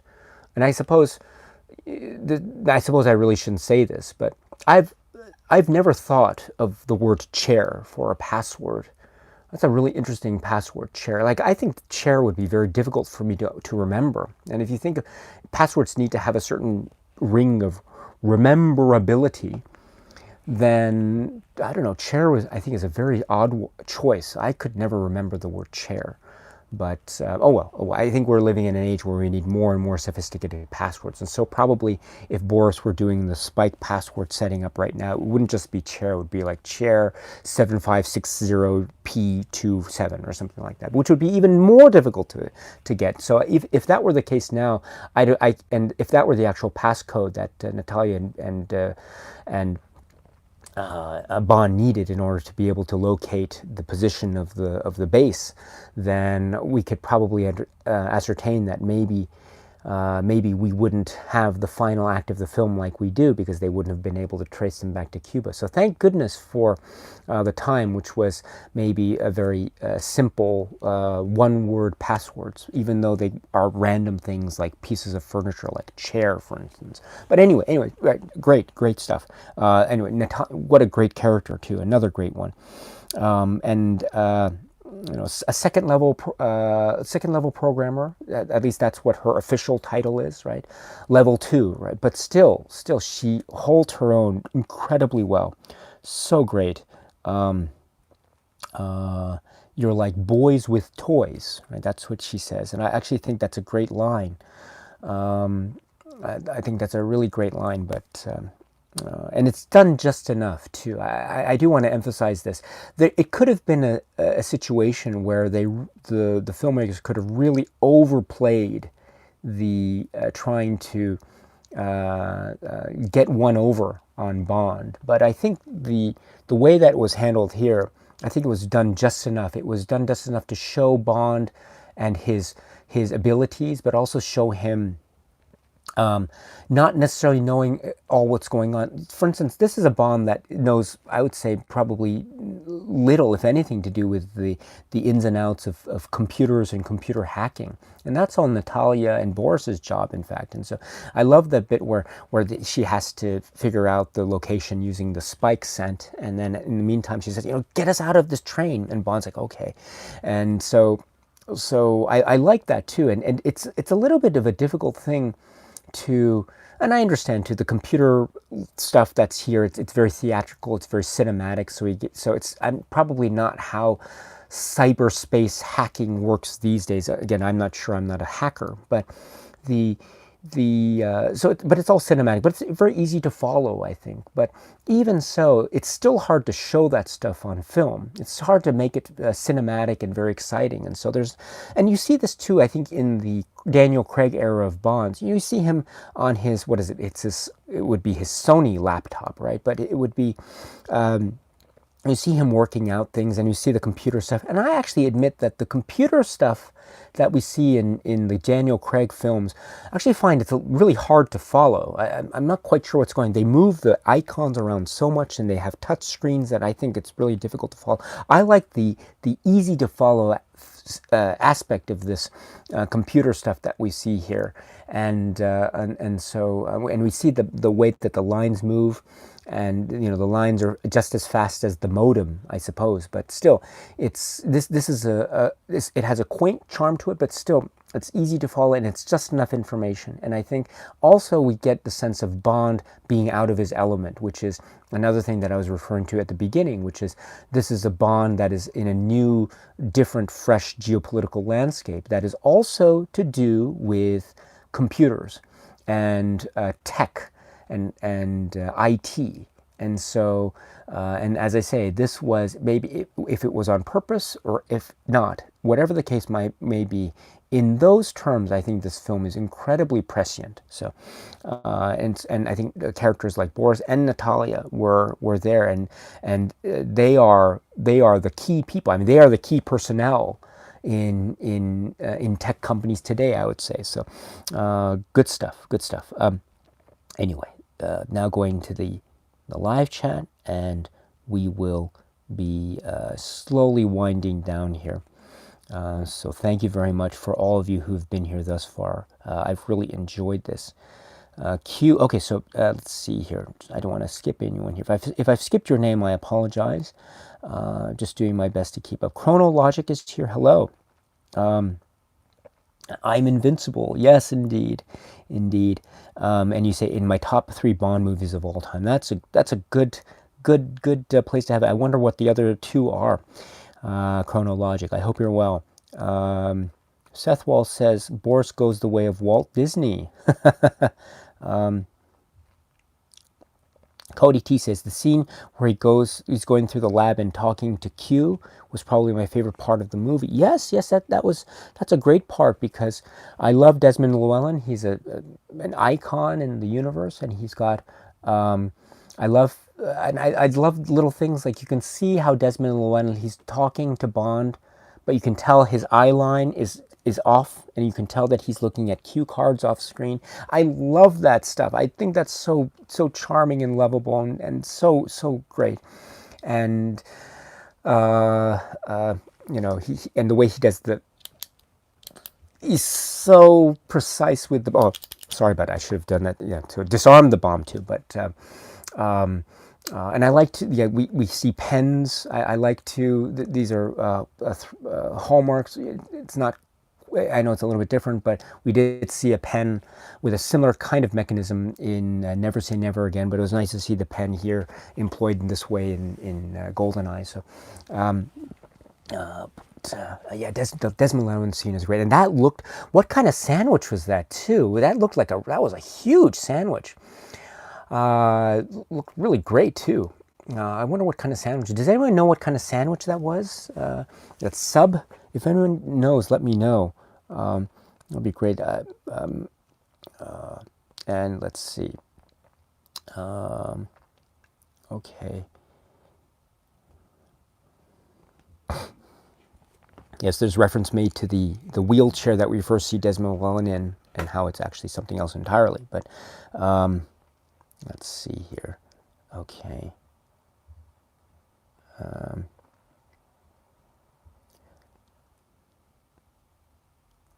Chronologic says, Spectre was such a letdown, man. Yeah, we'll talk about the film Spectre one of these days, yes.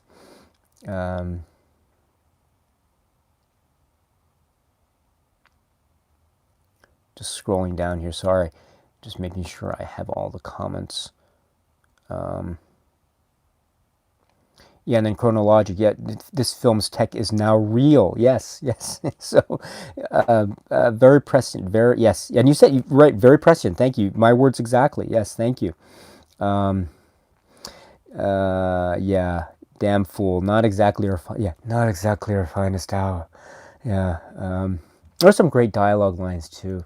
The more famous ones are, no more foreplay. And I love there's something about Pierce Brosnan's lower part of his face that does a lot of his acting, which I think is great. That's great. We need to use I say we, I'm not an actor, but the proverbial we.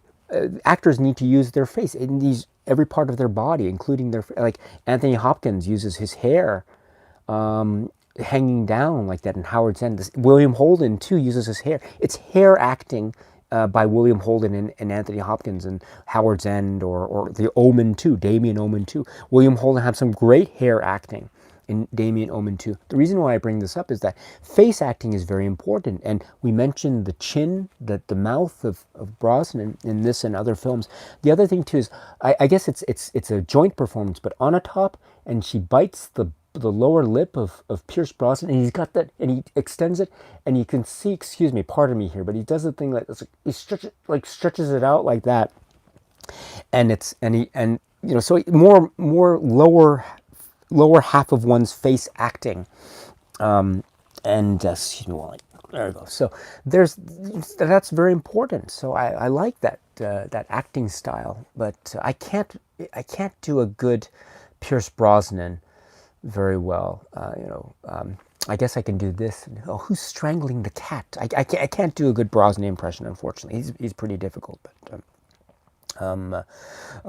there's some great lines of dialogue, and one rises to meet a challenge, or something like that. Again, I can't do. I can only do the raspiness. I suppose in my mind, Pierce Brosnan's performance equals raspy voice. I don't know, and I mean that very complimentary too, because you need to have a good commanding voice in order to be able to do raspy voice really effectively.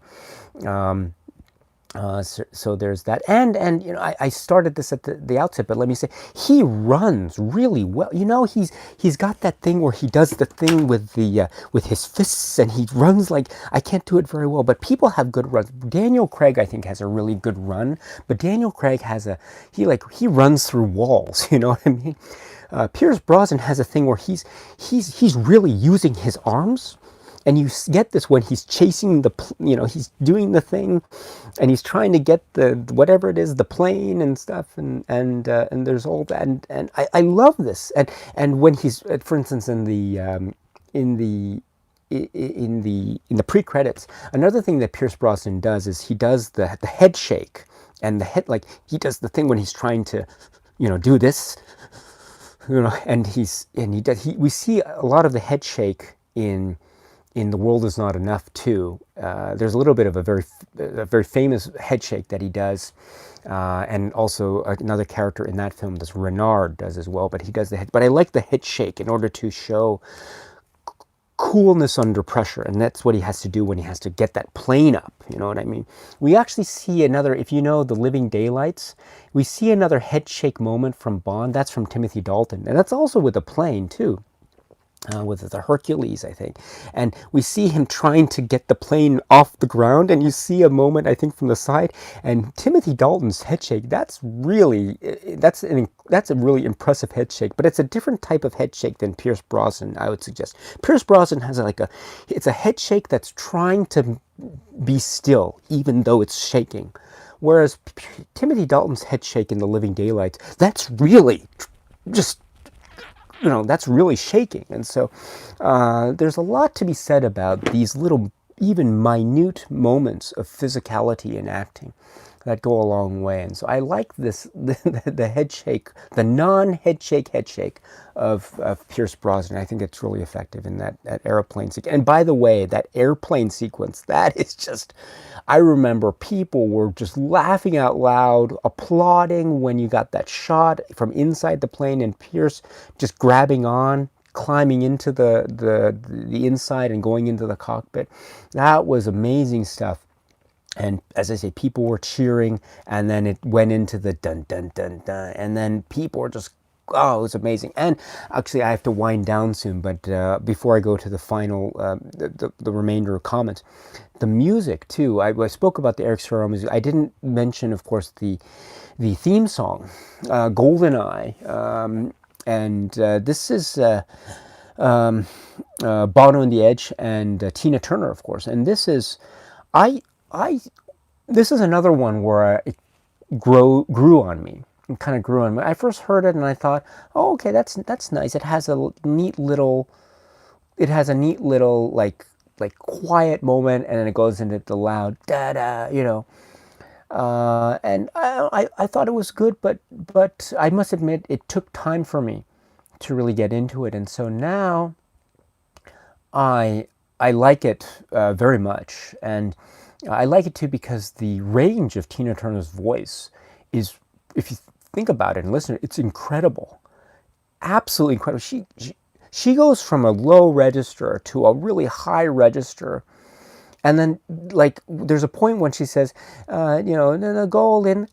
I can't even do it. And I'm not even sure I can't even do it. But she does it, and you know, see reflections, and then you'll never know, and then it goes even higher. In my sight with a golden, and it goes even higher.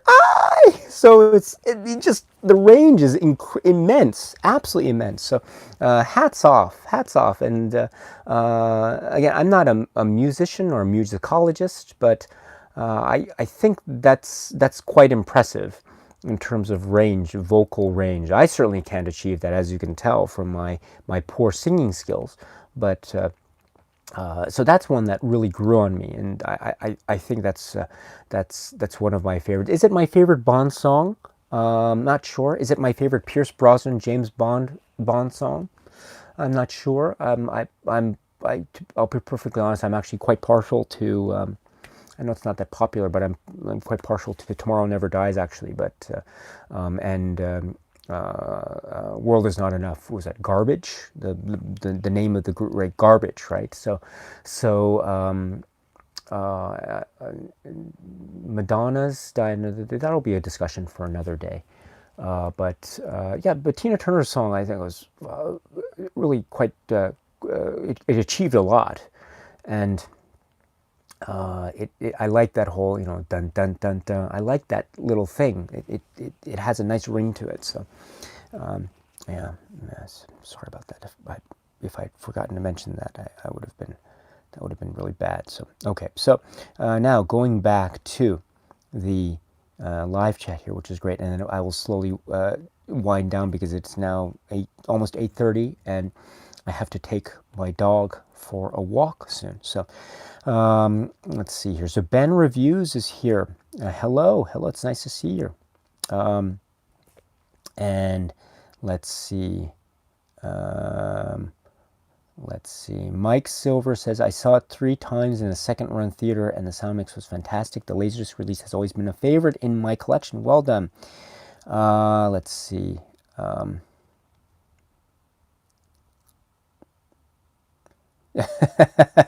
Yes, indeed. Damn fool. In London, April's a spring month. Yes, Erwin, thank you also. Maud Adams, I mentioned Maud Adams, Man with the Golden Gun, and Octopussy, but then you also remind us about A View to a Kill. Thank you very much. Let's see. Erwin says, you continue to love Onatopp, probably the greatest hench person. Yeah, yeah, that is, yeah, as I say, like, she's up there. Like I don't know. There's a great. I'm a big fan. There's this great podcast called James Bond Radio. Have you heard of this? If you haven't, you should check it out. It's really great. I love that so much. I'm such a big fan of James Bond Radio, and they do this thing. I haven't heard all the episodes, but they do this thing where they have like villains. This person versus this person. Who would win in a fight? That kind of thing. Who would win in a fight? You think? Would it? So Onatopp from GoldenEye versus Mayday in A View to a Kill. So who would win in a battle between Onatopp and Mayday? I don't know the answer to that. That could be a really, really out of this world battle. But anyway, sorry. James Bond Radio. If you haven't heard that one, it's really fantastic. I love that. I'm a big fan of theirs. I actually sent James Bond Radio a little video that I did. This is before I started to do YouTube. I sent them a little video because I work very close to the hotel where they shot part of the exteriors for the film You'll Only Live Twice. And this was the shot of the exterior for the building that was meant to be the office building for Osato. And so that building still exists here. And so I walked over and I took a little shot with my iPhone, and then I sent it to James Bond Radio. And they mentioned it, so I was so thrilled with that. So anyway, let's see. All right, so just going on. Sorry about this. Just scrolling down. I'm sorry, sorry about that. I have to start winding down soon. So I'm just gonna, so if you have any last minute comments on GoldenEye, please send them into the live chat. I'll try to address them. Okay, so, and as I say, I'm so sorry. I really have to try to figure out a better way to keep track of my conversation and then the live chat. But it's just one of my weaknesses, one of my many weaknesses. But let's see. Just scrolling down here. I'm skipping around. Kevin O'Connell is here. Hello, Kevin. Let's see. Okay, yes.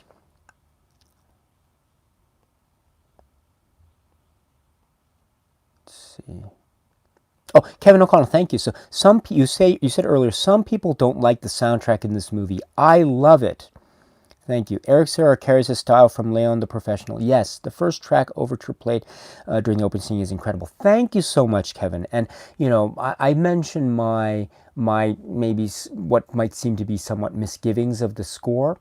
But comments like yours, I think, are really valuable to me. And so thank you so much for that. And I really respect that very much. So thank you so much. And keep on championing this score. We need your voices. We need voices like yours. So thank you so much.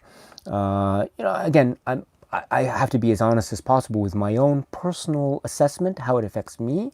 But for you, if I hear what it is your reaction to, you make my life better. So thank you so much for that, Kevin. And for anyone else who's championing the Eric Serra music, thank you.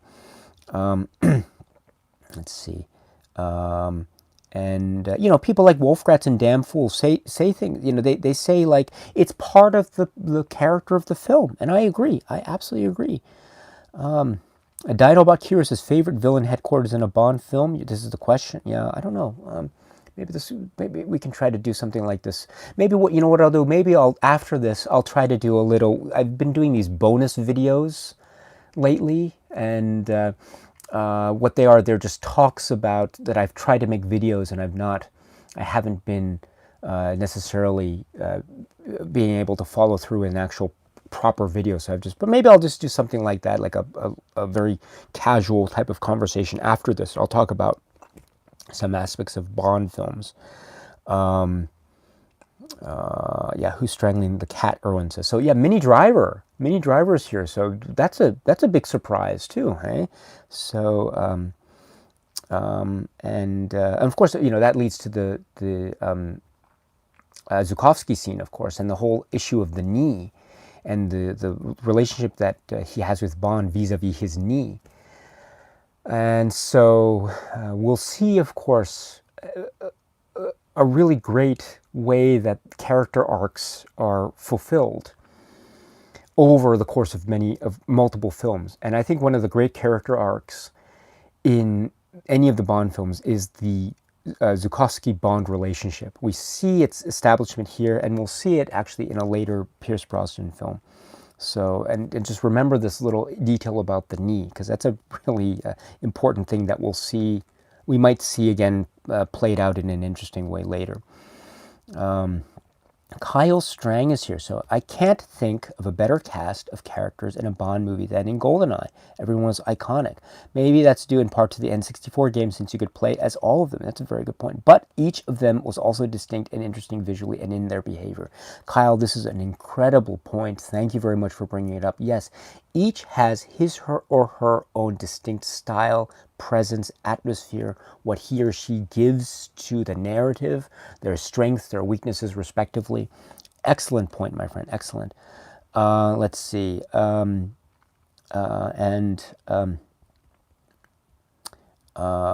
see.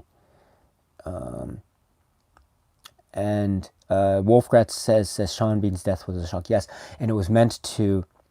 It was meant, and that was another instance where it was another cutaway. We didn't see the actual quote-unquote violence, and cutaway. It was cutaway, and so, but that's a different type of cutaway too, because it's actually meant to show that, to hide the fact that there wasn't even any actual violence inflicted on Sean Bean's head to begin with, because it was all a ruse. It was all fake, and I always wondered about that. Someone asked me, why did the Trevelyan character and Orumov character set that up in front of Bond if they were trying to kill Bond? Because the setup, if they were trying to do it for Bond's benefit, would assume therefore that Bond would escape and tell everyone that he 006 died, and that would lead to this sort of thing. So, but that had to be based on the premise that Bond would escape.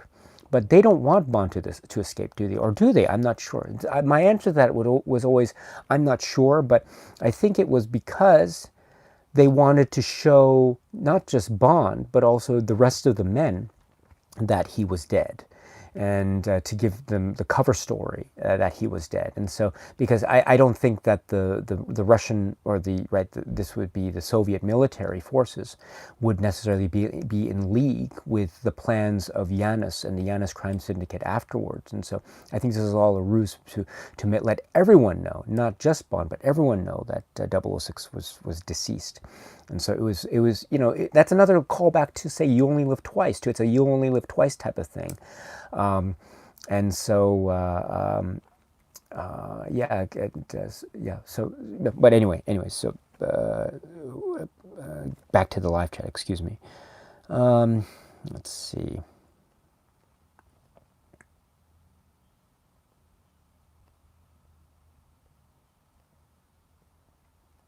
So I'm just going through the live chat here.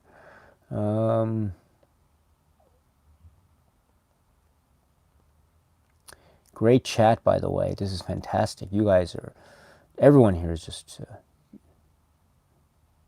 Oh, thank you very much. So Zyrother provides the fall height, 150, well, 150 m, so 150 meters. Okay. Thank you so much. So, okay. And Sean, Trevelyan was a physically fit person, so, but anyway, okay, it's possible. Benny Boy is here. Hello. Um, and Cooper Clever 1972 also champions the music. Thank you very much, Cooper Clever. Um, let's see. Um,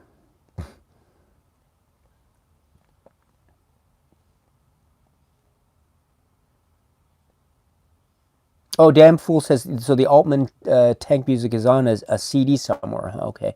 I'll have to check that out because I admit I haven't looked very hard, but I've never been able to get that on CD. But thanks for bringing it to me. Maybe if you could send me information after that, maybe off camera, I'd love to get that info. If you have it, of course, no pressure if you don't. Don't worry about it. Don't go out of your way to do that. Only if it's convenient to you. Oh, and Damn Fool makes reference to the Moby version of the theme song. Dun, dun, dun, Bond. James Bond, Bond, Bond, Bond. That one, right? Yeah, yeah.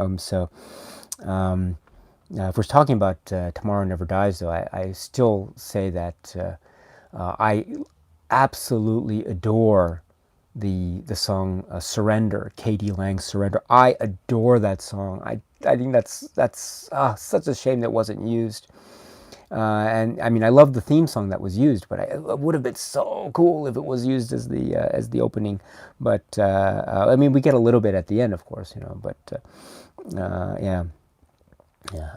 And Zyrus says the movie theme was for Tomorrow Never Dies. I thought, yes, it was. It wasn't the actual full track. Of course, it was. It's on the soundtrack CD. Let's see. Oh, Laura is here. Hello. Manolescu, hello. It's nice to see you. I hope you're well, my friend. You say, I think it's the most sensual Bond movie ever. What an interesting word you used there, Laura. Thank you. Sensual. That is really, and there is a richness, even in the photography, the film Mayhew photography. You're right. There's a kind of golden sheen to it. Even when sunlight is shown, you're absolutely sensual. Wow. Excellent. I'm going to use that word whenever may I use that word when I describe film GoldenEye? I think that's so great. Thank you so much. Oh, wonderful.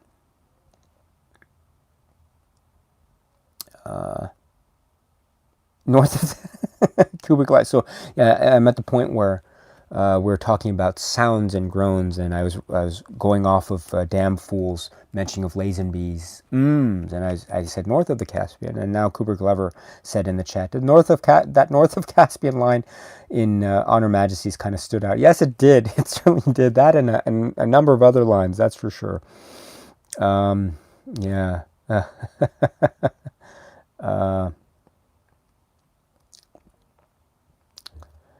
Oh my goodness, this is great. This is really great. Sorry about that. Let me just get to. Yeah, just give me 1 second here. Oh, and there's mention here about the great Isabella Scorupco. Yes, Natalia, and I think it's Laura's mentioning one of the Exorcist films. Yes, but what a great performance. Yeah, what a great character. I agree.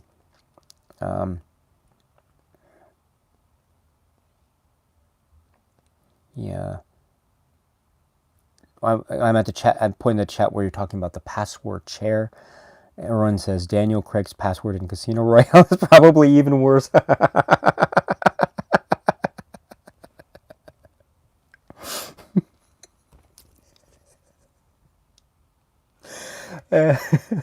That would have been interesting. That's a very yeah. Thank you very much for that. Yeah, that's a really good point. Yeah. I also like to in. I mean, we've spoken about Casino Royale. How do he doesn't he says it. He spells it out when he's explaining what the password is, right? He spells it here. You already know it already, right? And he spells it out. Yeah. That's interesting. It would have been interesting if his password in that film wasn't that, but if he said, "Oh, you know it already. It's CHA." If he used the same password, chair. But oh well, oh well. Let's see. I think things like that would have been really cool. I like things like that. I like it if you know that how they had Die Another Day and they had all the callbacks to previous Bond films, and which was fine. I like that, but I would have liked it too if they did like, oh, the password is chair, or I don't know, if Bond is writing something on a memo pad or something, and he does this, and he's writing, he's like, just that, just in case. I don't know, but that would have been really cool. But oh well, oh well. Let's see. Do you own a doghouse? Oh, great live stream. Thank you very much. Do you own a doghouse? That's very kind of you.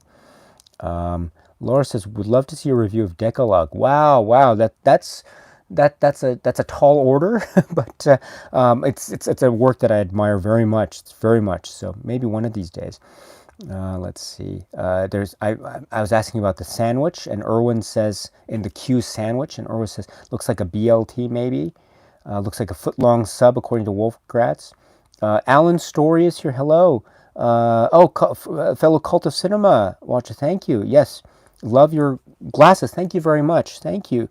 Yeah, I get, I don't know, maybe I would say maybe 70-30, maybe 80-20, I don't know. I'm fortunate I get a high proportion of complimentary remarks on the glasses, although I get my share of negative comments. You know, oh, your glasses are so big, blah, blah, blah, or something like that. But no, the glasses these aren't my only glasses. I wear other pairs. But I wear these for like film or YouTube stuff because I like the fact that they're big. They're big like this, and they remind me of the glasses worn by George Romero in many of his interviews, especially later in his career. So these are I refer to these as my George Romeros. I don't know if they're the exact same pairs, but they are very similar to what George Romero used to wear, and I love George Romero, and so this is my little homage. I mean, who am I? I'm just some guy, I don't know, but it's just my not regular, but my little homage to George Romero. Also, I should say, off topic here, actually, the same exact pair, believe it or not, the same exact pair of glasses is worn by a character in the Luca Guadagnino film Suspiria.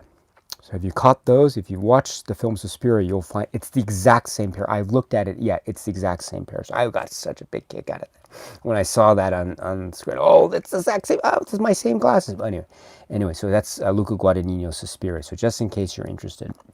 But back to the live chat and GoldenEye. Let's see. Randy Pala, hello, my dear friend. It's nice to see you. Yes, and you say. I liked Dalton better. I think he was the best Bond. Yeah, that's great. I love Dalton. I actually love Timothy Dalton so much. I think it's such a great Bond. And as I say, I was mentioning his head shake. His head shake and Pierce Brosnan's head shake, I would say quite artistically different, but to each his or her own. And I'm a big Dalton fan. I'm right there with you, my friend. Let's see. Laura's asking about the sandwich. Okay. So there's a lot of talk about the sandwich. Great. Yeah. Okay, just scrolling through here. I was talking about the run. Damn fool says, I love Brosnan's run. Yes.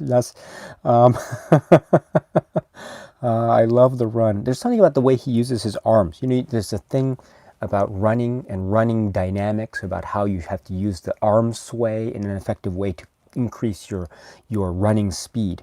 And I think he's doing that very well.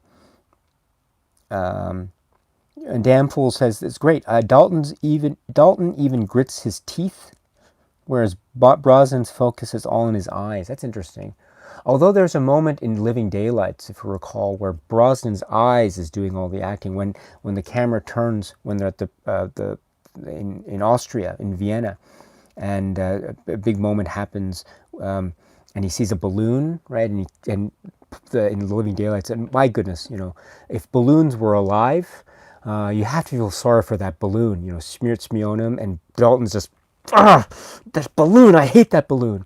And he just goes and and he runs after another, and he sees balloons, more balloons. He's running, I hate balloons. And he's running and he sees the balloons, but they're the wrong balloons, of course. And then there's a scene where Kara comes in.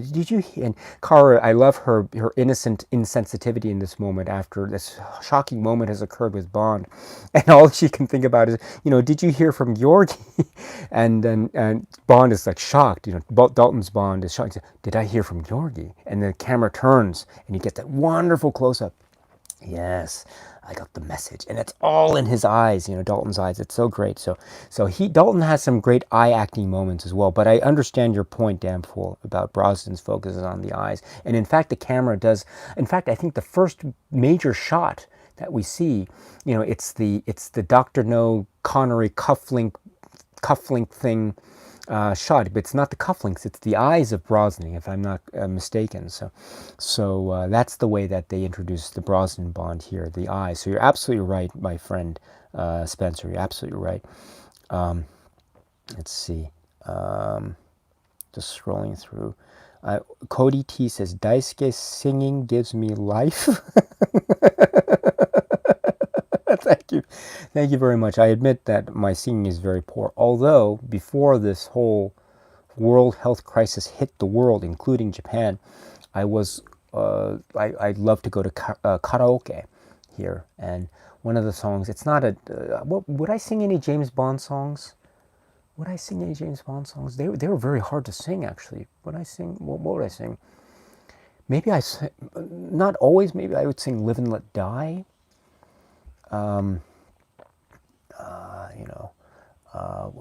Live and Let Die, I'd sing a lot. Not a lot, but a little bit. View to a Kill. I tried to sing View to a Kill, but that's a hard song to sing, actually. So I ended up singing one of my favorites. It's not a Bond film, but it's the theme song to the Seijun Suzuki film Tokyo Drifter. In Japanese, it's called Tokyo Nagaremono. So Tokyo Nagaremono is the song that I'd love to sing a lot, and as well as other Japanese songs. But I admit that James Bond songs, including GoldenEye, are very difficult for me to sing. But thank you very much, Cody T, anyway, for your really kind compliment. I appreciate that. Yes, and Damfool, you mentioned also Danny Kleinman. Sorry, I neglected to mention Danny Kleinman. I love that the credit sequence. Of course, Morris Binder was, of course, there from the very beginning, all the way up to License to Kill. And then we have Danny Kleinman and his take on the credits aesthetic and the whole thing of the two faces and Janus and the cigar smoking on the one hand and the gun coming out of the mouth on the other, which is quite a startling image. And the fall of the Soviet Union and this iconography of the old of the old power structures falling, making way for the new. This is perfect, absolutely perfect. So very thematically apropos. You're absolutely right. And it was a new, fresh look. And again, this is something, but it's still trying to cling to the traditions of the Bond title sequences in the past. So thank you very much for bringing that up. I forgot to mention that. You're absolutely right. Let's see. Okay, so, okay, oh gosh, I always do this. Okay, here we go. I always do this. Here we go. Push something on the screen and suddenly I skip to the bottom of the live chat, so I apologize. But my dog is getting a little bit restless, so I have to take her out for a walk in about 5 minutes or so, so I'm going to wind down. Razor Wire Reviews. Luke, hello. Hello, Daisuke. Is it? Yes, but I don't know. Maybe I should refrain from saying that line, "I'm invincible," in order to avoid the possibility of some kind of coolant overflowing me and turning me into a frozen statue. But let's see. I should look at that scene again with Boris and his frozen state. His clothes get frozen too, right? Well, his clothes are the same too. I have to, I always look at his glasses. I look at his arms. I always look at how thin his arms become. I don't know. Is that the way that your body reacts when you get frozen like that? Body weight tends to get lost because his body weight is obviously quite. He's obviously thinner, but I've always noticed his body, but I've never noticed his clothing. Next time I see the film, I should check out his clothing to make sure it's an exact match with what he was actually wearing before the coolant hit him. But okay, let's see. Ryan Harding here's here. Yes, James Bond Radio. Yes, another voice for James Bond Radio. I love James Bond Radio. Let's see.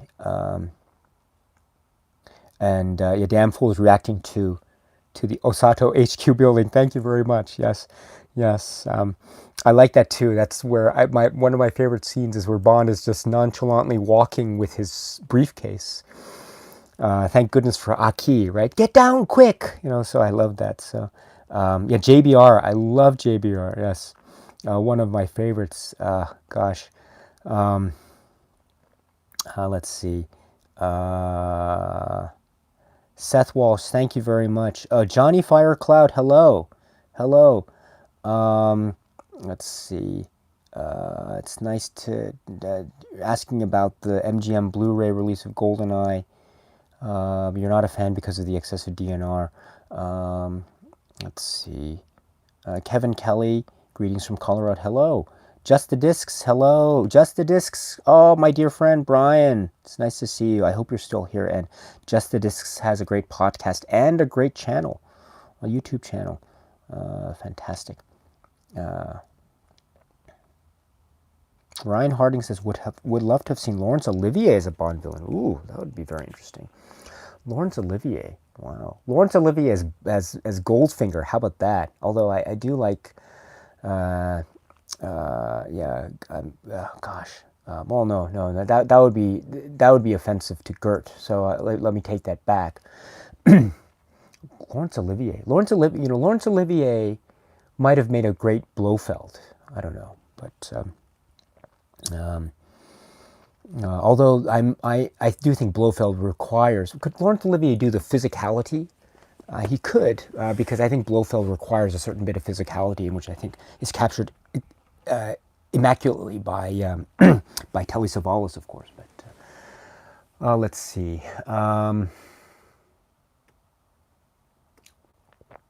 Dan Fool makes a greater suggestion, maybe as a direct version of Drax from the Moonraker novel. Yes. Oh, the great. Lonsdale, you will be missed. You will be missed. Yeah. Speaking of not the novel Moonraker, but the film Moonraker. Yeah.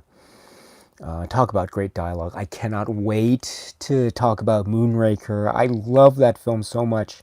Moonraker and A View to a Kill. I love those films. There are some films where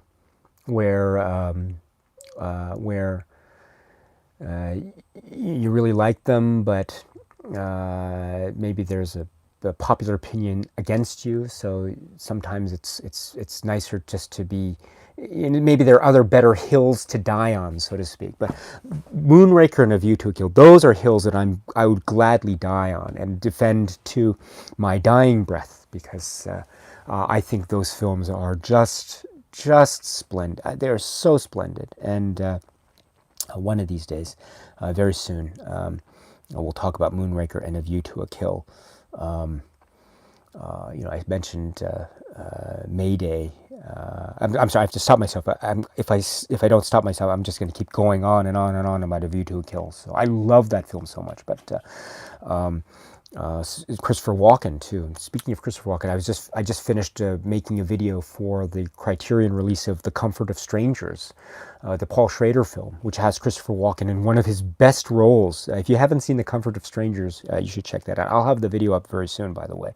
But anyway, so just sorry. Let's see. Scrolling down here. Sorry if I'm skipping over your comments. I apologize. If I've skipped over your comments and you want to leave, I'm just trying to address the more or less GoldenEye centric comments, with some exceptions, of course. But if I miss your comment, and you want to ask me the question afterwards, please feel free to ask me in a maybe a comment in a video anytime, my friends. I apologize so much for not being able to address everything. Let's see. Damn fool idealistic crusader says Daniel Craig. Craig's password is use Sony products only 2006.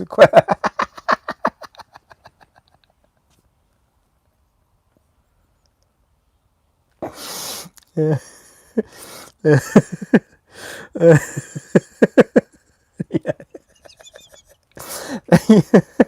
That's a hard one to remember. Or maybe it's not so hard to remember, perhaps. I don't know.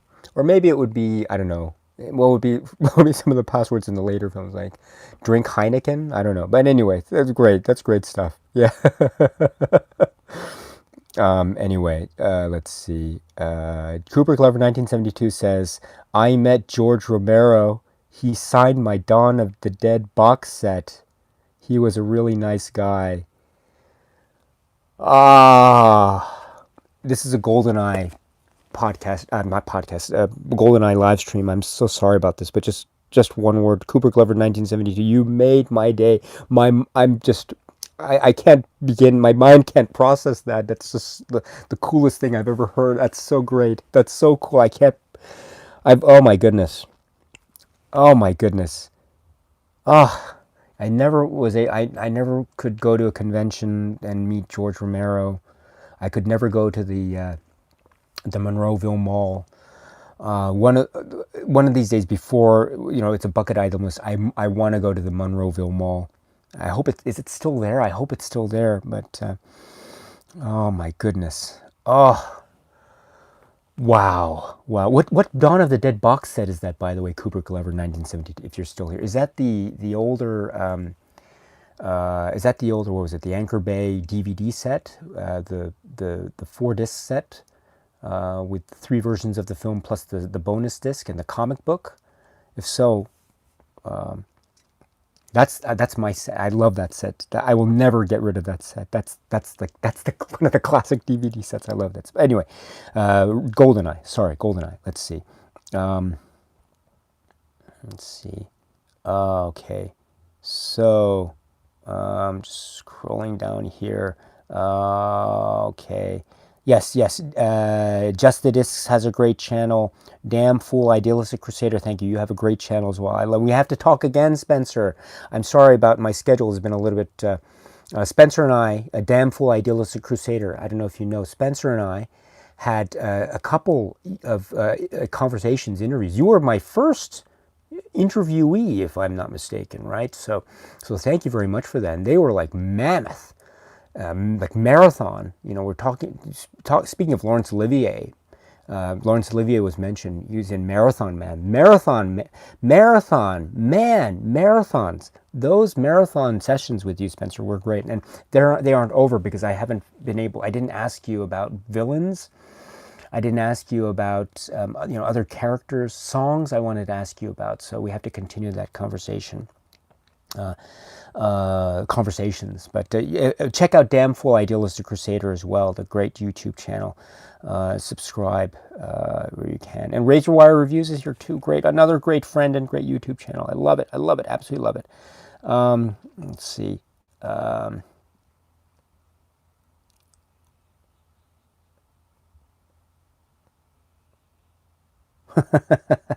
Randy Powell, again, great championing of Living Daylights. I love it. That's great, fantastic.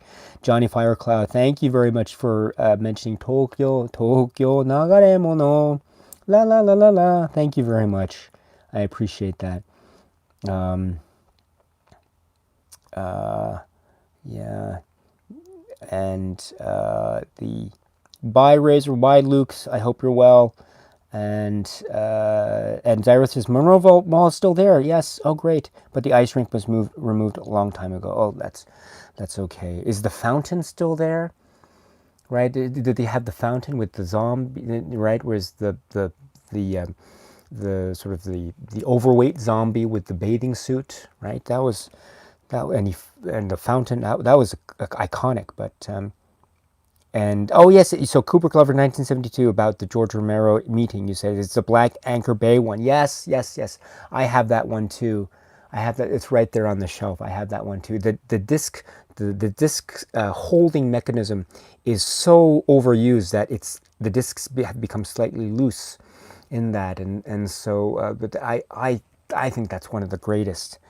And I love the different menus and the different music for the menus used and the fonts they're used. And that's such a great, and the different audio commentary tracks too for each of the versions.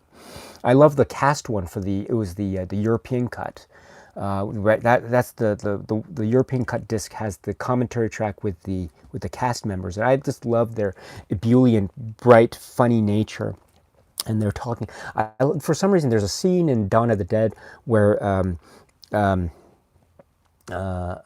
Peter has a bottle of champagne, and it bursts forth, and the commentary track was just making such a big deal about the significance of the bursting forth of the champagne and what it meant in terms of the relationships and what Peter was thinking. And I'm sorry, that's a great set. I think that's the best one. Let's see, yeah, and we are at the end. Yes, we are at the end. So a lot to talk about. Thank you very much. So we've spoken for almost 3 hours. Not quite damn full Idealistic Crusader length, but I apologize for that. For all of you Spencer fans, I hope you can forgive me. Yes, so that is GoldenEye. So thank you very much for all of your input. I'm very sorry for, I tend to do this, go all over the place. So it's not quite a organized discussion. So I apologize for that in advance. I hope you can forgive me. But that's where you come in, because you help to support me and to lift the conversation into bigger and better places, much more than I could do. So I was always relying on you, and you didn't disappoint. On the contrary, you came through with flying colors, as you always do, my dear friend. So thank you so much for that, and thank you for putting up with my singing, with my growling stomach, and with any other inconveniences that might have arisen over the course of this. So thank you so much. And Melinda, you're still here. Thank you very much. A heart mark right at you, my dear friend. Much love. Warmest regards to you. Because as I say, without Melinda, I wouldn't be here. So thank you for that. And thank you so much for this. So I will try the next Bond live stream very soon. I don't know when it will be, but in the tradition of what we've done. So if you know, so far, we spoke about On Her Majesty's Secret Service. We spoke about what was it? The Living Daylights. Thank you. We spoke about Casino Royale. And then we spoke about GoldenEye. And so if you notice a trend, this was not on purpose, at least at first, but it was quite coincidental at first, but I realized that there was a trend of, we were talking about all the debut Bonds in the Eon Productions lineup of the James Bond films. So that was George Lazenby's debut, his only film really, and Timothy Dalton's debut, and then Daniel Craig's debut, and now Pierce Brosnan's debut. So what do we have left? We have Sean Connery in Dr. No, and although did we speak about? No, I'm sorry, we spoke about Dr. No too, right? So I apologize. We spoke about Dr. No as well. My apologies. My memory isn't what it used to be. So the only one that we have left now is Roger Moore and Live and Let Die. So the next live stream, when it will be scheduled, I don't know, but it will be Live and Let Die, which is a really great one. I know that's Spencer's favorite, Damn Full Idealistic Crusader. So I hope you can. I'll try to make it a time and a place that you can join us, Spencer, because I really want to hear your comments, and everyone else's too. Live and Let Die is it's so good. It is so good, and I am a huge fan of Yaphet Kotto. I think he is one of the coolest actors, and every performance he gives. I was just watching the other day. I was rewatching The Running Man, and I was rewatching The Running Man, and I think he's got the coolest presence in the. I mean, it's all Arnold, right? Of course, it's an Arnold film. I get that, but Yaphet Kotto in The Running Man, that's the coolest thing in the world. And Alien, of course. I was speaking about Alien. Oh my goodness, that is. I love how Parker. Yaphet Kotto's character's name in Alien, Parker. There's little things like how like he chews gum in that film. You know, he just like doing the. It's so cool. Everyone talks about how like Steve McQueen and his acting presence. Steve McQueen would do these little things, gestures to make his character personas really cool, even when they weren't the center of attention in the films. You know, I think Yaphet Kotto does that so well. There are all these gestures that he does, and in Live and Let Die, his performance is so amazing. It's so impressive. The way he's so still, and the way he delivers dialogue that's just like still. Where I was talking about GoldenEye and how people use the head, but there's something about how Yaphet Kotto, and then suddenly just bursts out into these loud, like moments of violence, really, and just unhinged fury. And but that's not the only thing. Of course, there's Roger Moore's debut and Jane Seymour, of course, Solitaire, and all this. So there's a lot to say. There's a lot to say, and also the you know, is it a really grammatical error? Is that an unforgivable grammatical error in the lyric of the song, title song, "Live and Let Die" by Paul McCartney, Lennon McCartney and Wings, or is it a forgivable grammatical error, or is it a grammatical error at all? And you know, I have a number of comments about that part in the lyric of the title song, "Live and Let Die," and among other things. So I look forward to that conversation very much. So hopefully, if you're interested, you can join us for a conversation of Live and Let Die. I don't know when it will be. Please stay tuned to this channel for updates about the scheduling. I will try to give you as much time as possible in advance so you can prepare where necessary. But that's great. So thank you very much for joining us on this live stream and on this channel. I'll have more videos as soon as I can. But to borrow some words, I mean, we spoke about Live and Let Die. So to end, let me just borrow some words from Live and Let Die, the next planned live stream. Same time tomorrow, Mrs. Bell. So thank you very much, and cheers. Thank you.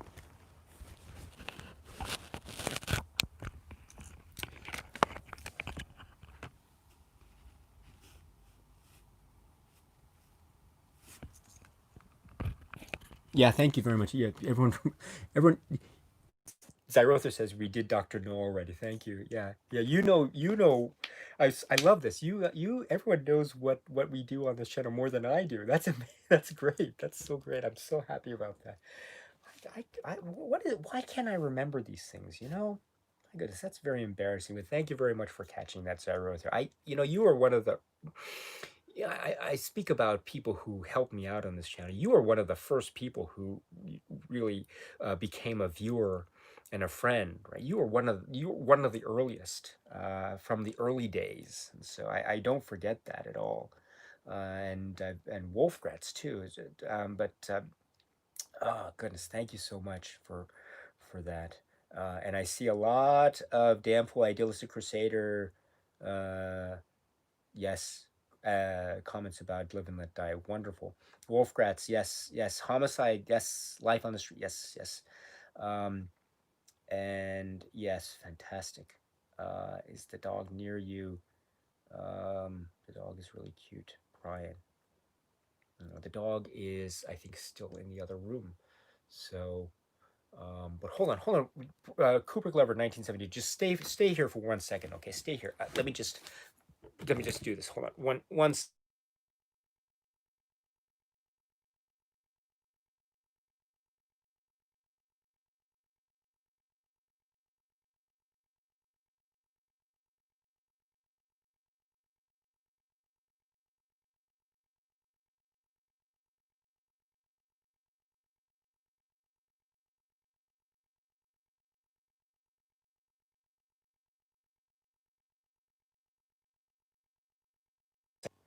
Dawn of the Dead DVD, the Anchor Base set from DVD. Um, oh gosh, I hope you're here. Cooper Glover 1970. If you're not, then I apologize. Maybe you can catch this later. I'll let you know. But this is what you're talking about, right? Yes, yes, you're still here. Thank you. So this is the one that you have. This is my old one. I've had this since I don't know when. It's falling apart. I still have the little thing back here, the little the separate piece of paper that's glued on, and it's over the years it's been bent out of shape and folded. I really should have taken better care of it, but that when I first got it, I wasn't thinking about collecting and thinking that sort of thing. It's the ultimate edition, and it's the piece of paper. It's the glue you can see the bit where the glue's there. It's coming through into the front part of the paper, so it's beginning to fade. But oh well, c'est la vie. And the folds are absolutely dreadful, but it's got the great stuff here, and yeah, the discs are still here. It's one of these things. I don't know about you, but I know the discs are meant to be in a certain order, but I always put them out of order because I watch this so much. So the discs are always in different orders, so I don't know about what they're supposed to be. And it's got the pocket here for the insert, and I like this because it has what purports to be. I don't know if this is true to life, but it purports to be a schematic of the mall. The upper level and the lower level, and I hope it's true. And one day I hope to be able to go to Monroeville Mall to be able to confirm, but I can assume it's true. And then we have the comic, right? So, but yours is obviously right one, but and mine also has. I don't know if you know this, but it even has the little thing, the DVD. It has the thing, the little sticker here, the little sensor sticker that I won't take off, which is supposed to give off the alarm in those security the alarm sensors in stores to prevent shoplifting. So yeah, this is, and the box itself, you can see I've taken very bad care of it. So old, but this is one of my dearest, deepest treasures in terms of how much joy this set gave to me over the years, and just watching, and even the feel of it too, right? You can touch it, and it has that, you can feel it, and it sticks out of the I don't know if so much the spine a little bit too, right? But it actually protrudes off of the surface. The Ultimate Edition wording, just a little bit too. There's a little bit of shine to it, and of course the iconic image on the front there. So, yes, embossed title. Thank you very much, Brian. Yes, exactly. But yours is obviously much better because you have the extra added thing of the signed autograph and the message from the one, the only Mr. George Romero. Wow, wow, wow. That is amazing. That is absolutely amazing. Um, that is absolutely. You know what? I was watching Day of the Dead just last night. In fact, I was a bit restless and I couldn't go to sleep, so I decided I'll just watch Day of the Dead. So I watched Day of the Dead. It wasn't Dawn of the Dead, but it was Day of the Dead. I suppose I should have watched. GoldenEye again, but I decided I wanted to watch Day of the Dead, and it's so much fun. But Dawn of the Dead probably will be next today. So Brian, Cooper Glover, thank you so much. どうもありがとうございます。本当にありがとうございます。とってもとっても嬉しいです。あと日本語もいつでももし日本語の会話したいのであればいつでも大丈夫ですのでいつでも言ってください。ありがとうございます。So thank you very much for that, my friend. And with that, I will talk to you all very soon. Thank you. Thank you. Thank you. Cheers.